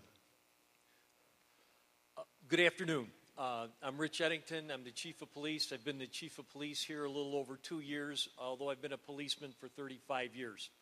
I'm going to run through this presentation quickly because we've been here a long time. There's a couple more things to do, but I will commit to you that I will be at every one of these budget endeavors to answer your questions, and if you don't catch me there, please call, track me down. We will get you an answer because trying to convey what we do in a short period of time is somewhat complicated. So I'm going to hit the things that I think are interesting. I may have missed some of the things that you want. Now I want to thank you for investing your time this morning. This is a complicated, laborious process that the speakers you've seen in the last little bit do this every day. We understand how this goes, but we need to take the time to explain it to you so you can be an informed consumer. I am extremely proud to represent the men and women of the Evanston Police Department. They do an exceptional job, and they do an exceptional job every day. And I want to share their accomplishments with you in the next couple of minutes. If I can figure out how to make this work. Okay, this is our mission and value statements. Sergeant Angela Hartsglass spearheaded this, got this done, and that's the words that they made. That's not what I did. I think for the purposes of today's discussion, the things that's most critical is our commitment to the reduction of the incidence of crime and the fear of crime that speaks directly to the quality of life in Evanston. Here's our organizational chart, and it's a big organization that runs 24/7, and we handle a lot of things. One of the things that I want to speak on just briefly, which in the context of a budget presentation may not make as much sense, but I think there's some functions you're pretty much familiar with what we do. You call 911, the police and firemen come. Everybody understands that, and that is the first leg of that pyramid. The field operations divisions run by Deputy Chief Kabansky, and that's the bulk of where your tax dollars go. The middle tier, the investigative services, I'd like to skip down to the middle box in the juvenile division run by Commander Aretha Hartley. And I want to talk about just some of the interesting things and exceptional things that they do in this context. They run our victim services unit and our youth outreach. These are non-traditional police endeavors, and they are key to the prevention of further violence. I would say the most significant changes in law enforcement in the time I've been doing this is our willingness now to be proactive and anticipate the next problem. That's what victim services is about. We spend considerable resources in trying to ensure that there are not repeat incidents of domestic violence. If you look at that nationally and you look at the homicide trends over the last 15 years, I don't know that policing has become that more sophisticated in the enforcement aspect, but we have become more sophisticated in dealing with domestic violence and in insisting on mandatory arrests, and that I think has made a significant dent in that. Also in the youth services, a preview of coming events, and once again, now that you've committed this much time, I want to invite you in January to a Human Services Committee meeting where we're going to be talking about the Community Accountability Board that's going to discuss truancy. And, okay, there's a state law that deals with truancy, but what's more important in a proactive sense, the young people we can keep in schools become productive members of our society. This is a group effort between the police department, Health and Human Services, YOU, the school districts, and a number of others to ensure that those kids have the best opportunity to become successfully engaged citizens, and I would invite you into that conversation. Also, that's part of our restorative justice program that is extremely significant, and please take the time to become familiar with that. It's an exceptional program. These are the city's patrol beats. You can kind of figure out where you live by the shading. If not, this is on our website, and I will direct you to several times to our website that has good information.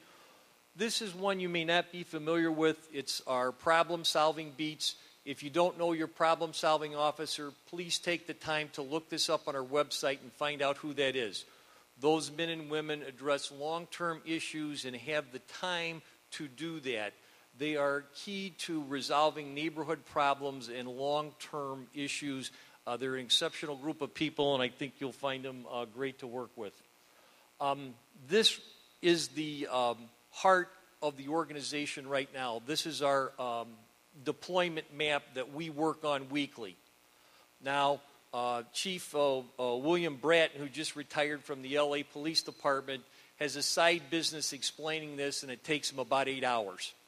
Okay, we'll use the Rich Eddington version called Cops on Dots. You call, you report a crime, you get a dot. You don't call, you don't get a dot. I don't know, I don't send the police. And as we have worked with this over time, we have become more sophisticated in the allocation of those resources to drive down calls for service and repeat calls for service. So, and based on that information on that map, the command staff of the police department gathers weekly and makes decisions about where to put policemen. Let me give you a quick example. The last 2 weeks of October, there were 12 residential burglaries in the city of Evanston. And there's a whole bunch more car burglaries and other issues. We moved our drug guys and TAC guys from those assignments into burglary suppression. And in the first week of November, we have reduced that number from 12 to 2. Now, that's the type of proactive policing you can engage in when you have this information, and that information is tied to several other speakers this morning. When we talked about GIS, that's part of that system. That's what we use.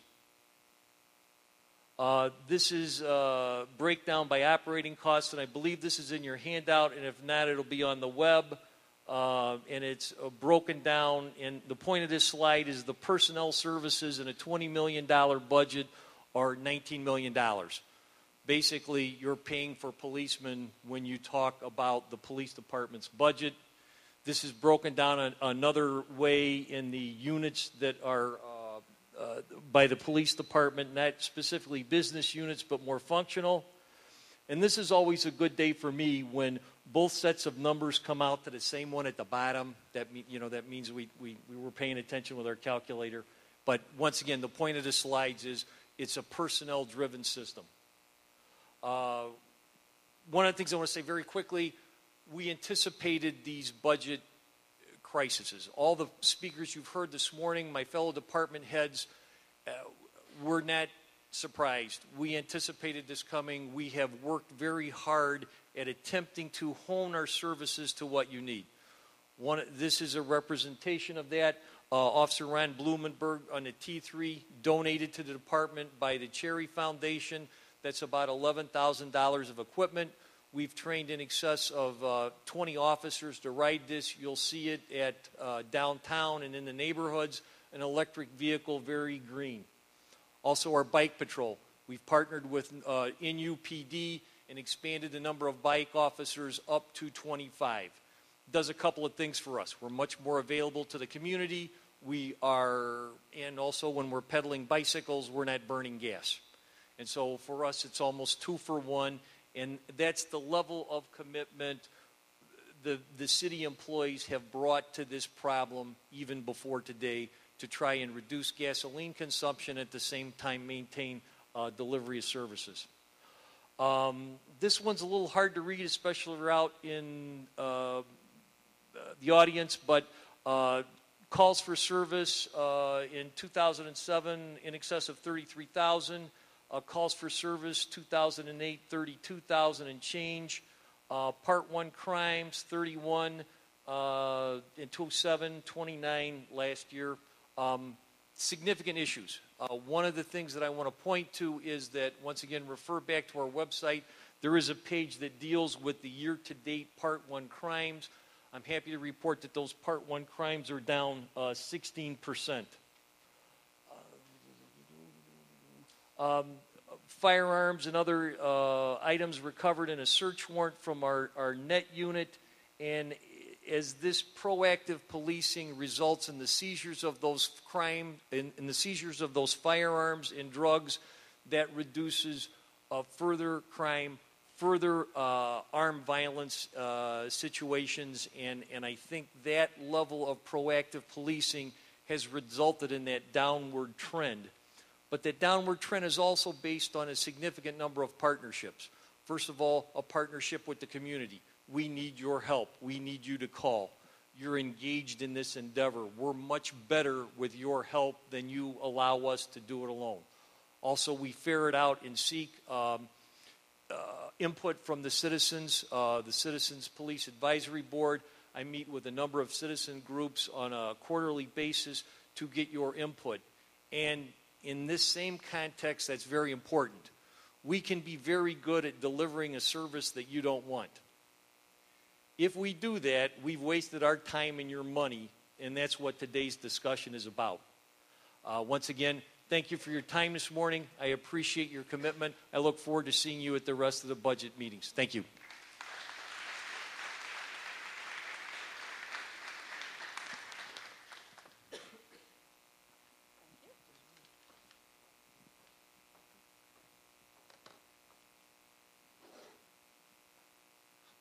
Good afternoon. I'm Suzette Eggleston. I'm the interim director of AAA Public Works Department.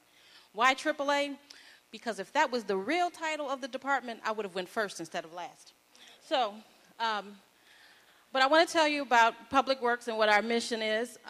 We provide the physical infrastructure and facilities and services that are essential to our urban society.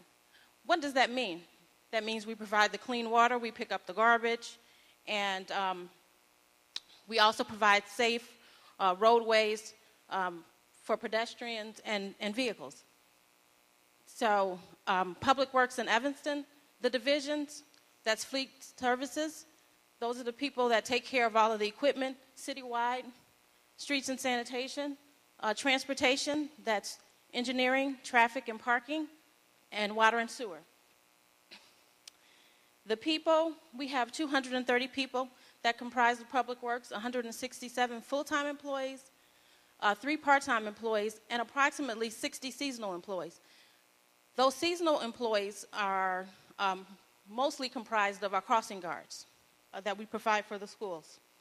The remaining seasonals are seasonals that we use to supplement our workforce during the heavier construction season. We also have some assistance doing snow removal operations as well. Our budget, the Public Works budget, is approximately 16% of the general fund budget. So as Marty talked to you about the assistant city manager earlier, Public Works is comprised of a variety of funds, and 16% of that is general fund. But our overall budget is $77 million, and that comprised of the parking fund, water and sewer fund, and our general fund activities as well. The divisions, we manage over $100 million every year annually, including all those funds I just talked about, plus the grants and the MFT loans and the capital improvement funds that we manage as well. Fleet services, 2 things they do: they maintain and repair, and they replace what's needed to be replaced and sell it off. It's pretty basic. Streets and sanitation. Our in-house crews, we provide residential refuse collection and disposal for 1 to 5 units, and then we have a contractor for our condominium program, which is Flood Brothers, and they provide the refuse collection and disposal for those units. We have about 14,000 households that sanitation provides services to, and about 5,000 condo units that the contractor provides service to. This division also runs a special pickup program, which is the bulk trash, and that's one way that we generate revenue, which is about $80,000 a year. And then we also do charge a sanitation service charge, which is for all of our sanitation services, which covers recycling, yard waste collection, and refuse as well. And that's $6.95 per household per month, and we generate about $1.6 million in revenue for that fee. It's important to note that while we charge $6.95 for that service, it costs us about $19 to provide that service. So, and that's the comprehensive services I described. Curbside recycling, Groot is the contractor. That program costs us about $760,000 a year to provide curbside collection. to residential households as well as the condominiums. We also operate a recycling drop-off site at the Recycling Center located on Oakton, and that costs us about $50,000 a year to operate as well. The commercial waste franchise, that's new, started last year, and that provides the waste removal as well as recycling collection for our businesses. So now we have a total solid waste picture of the city, and we know exactly what we generate, which is has been very helpful for our climate action plan to know exactly what the amount of waste we generate. Yard waste collection, that's also a curbside collection and disposal. The program is unlimited. Whatever people put out, we pick up. That costs us about $410,000, but we also have additional fees doing leaf removal when the yard waste is extra heavy.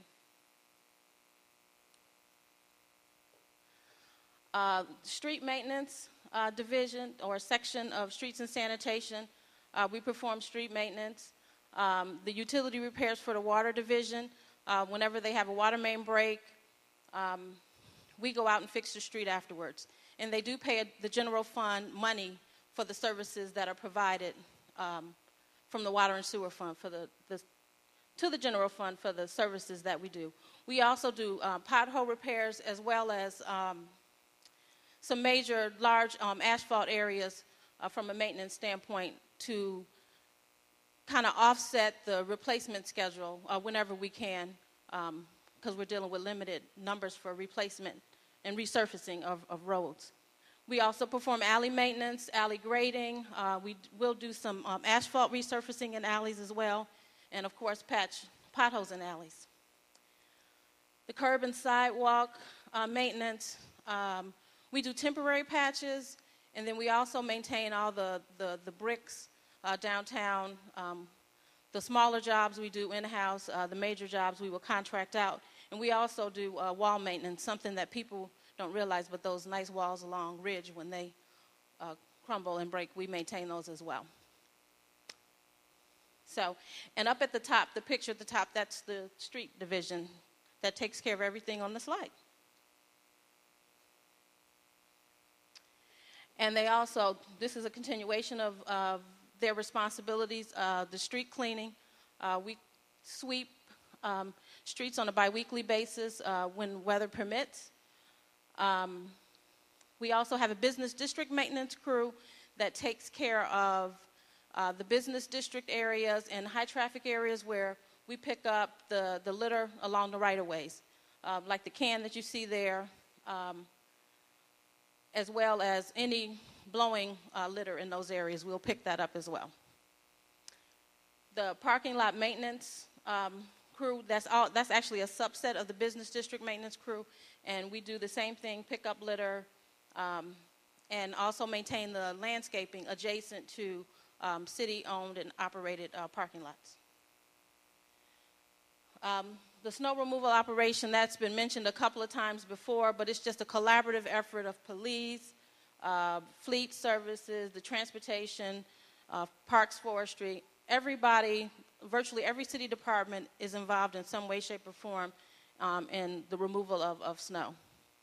The service center warehouse operation, we actually are the warehousing. There's a lot of centralized purchasing that is done, and we store those types of materials that are used throughout the city as well. The transportation division, which is another division of Public Works, those are the engineers and the traffic engineers. They do design the streets and the sidewalks and alley construction. We do most of our design in-house, and that was a change, and it saved the city a lot of money as a result of that. And we also do private development reviews in that area. Continue with transportation. Some of the maintenance activities they do are the traffic signals, signs and markings, and on the street lights as well. Another branch of the transportation is grant funding and infrastructure planning and permitting, and that's the permitting piece is a large revenue generator for us as well. and we do a lot of 5-year studies from sidewalks to alleys to roadways, just to keep on top of everything and to make sure we maintain the infrastructure properly. Parking services is another branch of the Transportation Division. It incorporates the parking enforcement and the crossing guard program as well. Parking services, continuing. The garages, we have 3 garages, as you know, Church, Maple, and Sherman Plaza. 2,300 meters that are maintained, and 35 surface and permit lots that we take care of as well. The other division that we have within Public Works is Water and Sewer. This is a separate fund, non-general fund, but I wanted to give you an opportunity to see all of Public Works. And we treat over 40 million gallons of water per day. We have a pumping and distribution system all on the water side, and those are all the water employees that you see there in the plant. And we also do meter maintenance and monitoring, and that meter system, the monitoring of the meter, we also send out the bill payments through administrative services, and then we also maintain a sewer collection system within Evanston. And that concludes my presentation.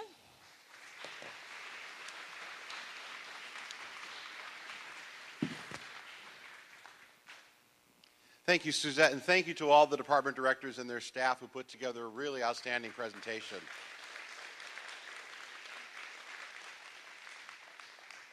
And we did it with only being 10 minutes behind. So we're just about done. First of all, let me congratulate you. You have all graduated from Municipal Government 101. We will have something for you at the next meeting to signify your graduation. We're also at the end of the talking at you period.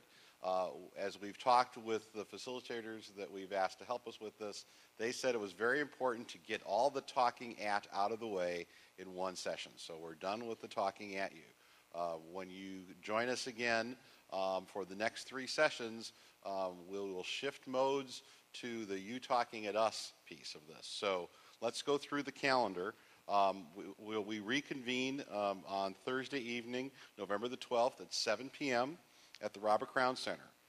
At that point, Michelle and her colleague will completely take over. And the purpose and the agenda of that meeting will be to attain clarity on the current situation and for the future to be created to begin focus on the possibilities arising out of the information and data presented so far. So we will do that. Then we will reconvene again the following Tuesday, the 17th of November at 7 o'clock at Fleetwood Jourdain. We'll continue the discussions, idea generation and development around service levels, service efficiencies, cost containment, non-tax revenue sources, and other innovations. And then we will wrap everything up. We'll go live on television. It's kind of like a reality series. You know how usually at the end they have like the final thing live? Well, we're going to do the same thing. So we'll be live on the 30th of November at 7 o'clock in the council chambers for the final group discussion to select the strongest recommendations. And then the facilitator will act as sort of your proxy, and the 2 facilitators will come before the city council at a special meeting on December 7th to report out the results of this process. So we have those 3 additional workshops plus the city council meeting yet to come. We hopefully have all of your email addresses because we want to communicate with you. This is a pretty tight time frame between now and the 7th of December. So we're going to communicate with you via email. If you have not already given us your email, the nice young lady in the aqua top there, Anita Patel from our budget office, is sort of the den mother of this group now. So if you have logistical questions, issues, if you think she might not have your email address, please see Anita. We have the to-dos from the session, an hour and a half or so ago when you asked us questions. So we will get that information out. We'll either email it to you or email you a link where you can find it on our budget website. But now the hard part comes, and that is we really want you to help us over the next 3 meetings figure out where we go from here and what solutions we can have to really help me present a balanced budget to the city council at the end of the year. So that's kind of where we're at. Be happy to answer any questions about anything that anyone has. Any questions? Yes, sir.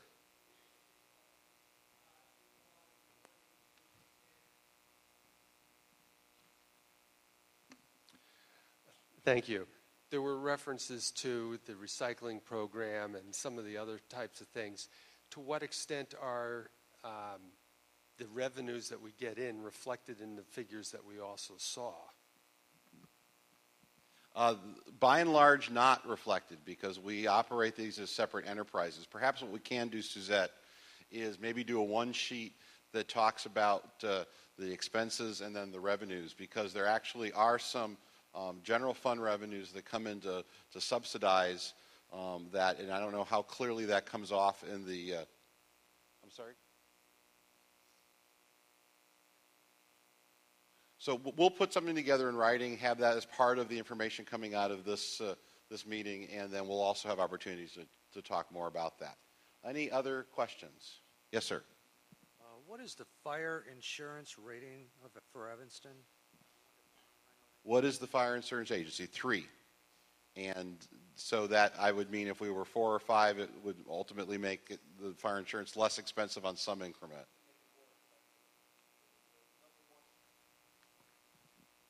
Number 1 is the highest rating. We are anticipating actually being re-rated sometime in the next 12 months. But once you get past 3, 4, 5, 6, 7, the rates do change. So 1, 2, and 3 are pretty, right. Other questions? I understand it's the state laws that affect the fire pension fund. And is there any way of changing that or advocating or? Everybody hear the question regarding the state laws regarding both the police and fire pension? Absolutely. And while it's certainly impacting us in Evanston badly, it's impacting other communities in some cases much worse. The Illinois Municipal League, which is the state lobbying group for cities, towns, and villages, had a bill in the legislature that did not move forward in their veto session that occurred 2 weeks ago. There will likely be more discussions in the legislature. The politics of Illinois being what they are is everything's going to be pushed aside until after the primary. Once the primary election is done, I guess it's the first part of February, then everyone seems to think that the legislature will start talking again about something. The bill that was there would have done 2 things. It would have capped the increase that municipalities could pass on to their residents at 10%. We were not looking at, our numbers are not that bad. We're looking at a 9-something% increase, so that wouldn't have impacted us. There was also talk of moving the deadline for when you have to have your pension funds funded fully from 2033 to another date. So those were the 2 components. So my guess is we'll see more activity in Springfield after the primary elections over the winter. Other questions? Over there, Mr. Isti. And I'm so sorry that the pig stayed home today to enjoy the sunshine. Go ahead. Can you tell me, thank you, tell me what the Blue Ribbon Committee is supposed to be doing with this process, or how it's tied into this process? The Mayor Tisdale has appointed, as selected representatives for a committee. It'll be on the council's agenda. I think where's Marty? Is it on for Monday night, or is it still one more cycle? Marty? So once the council affirms the mayor's appointments, that group will convene. They will do work of their own. They have not yet met, so I don't know what their plans may be. This group's primary mission is to help with the proposed budget. My guess is that the mayor's group will not only take that information from what ultimately becomes proposed, but also comment on other matters through the process of the council's approval. Other comments, questions? Yes, the next 3 meetings will be on television. The next 2 will be taped, and we will let people know when on Channel 16 they'll be available. The final meeting on the 30th will also be live. There's another. Yeah, Marty, I think you talked about this. City is self-funded for risk insurance up to $2 million, and then the policy kicks in. Is that true? That's correct. Before the next meeting, can you find out what a reduction, maybe down to $1 million or $1.5 million, would do versus the increase in the premium for taking that reduction? I think we can get an estimate. We won't have a quote from an insurance provider, but we can certainly have an estimate on that. Okay, thanks. Other questions?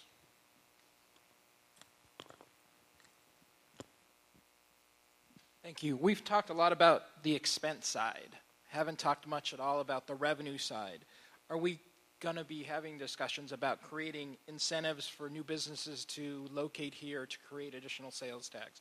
Are we going to talk about incentives for builders, whether you like 708 Church Street or not? Wouldn't it be nice to get them and get the building permit done sooner rather than later from a revenue standpoint? Is there any incentives to do those type of things or discussion about that? I think the short answer is yes. Michelle, I don't know, as you're working on the specific agendas for the coming meetings, would they expect that there be discussions at the meeting on Thursday evening about that, or at least the beginnings of those discussions? Yes, and we will be looking for all of your ideas and suggestions. We'll just be doing that as a group. So as we go into the very next workshop, we're going to start to develop a lot of these ideas. Okay. Other questions, comments? Going once. Going twice. Again, on behalf of the staff of the City of Evanston, Mayor Tisdall, and the members of the City Council, thank you for taking this time today. We'll be in touch via email, and we'll see you Thursday night.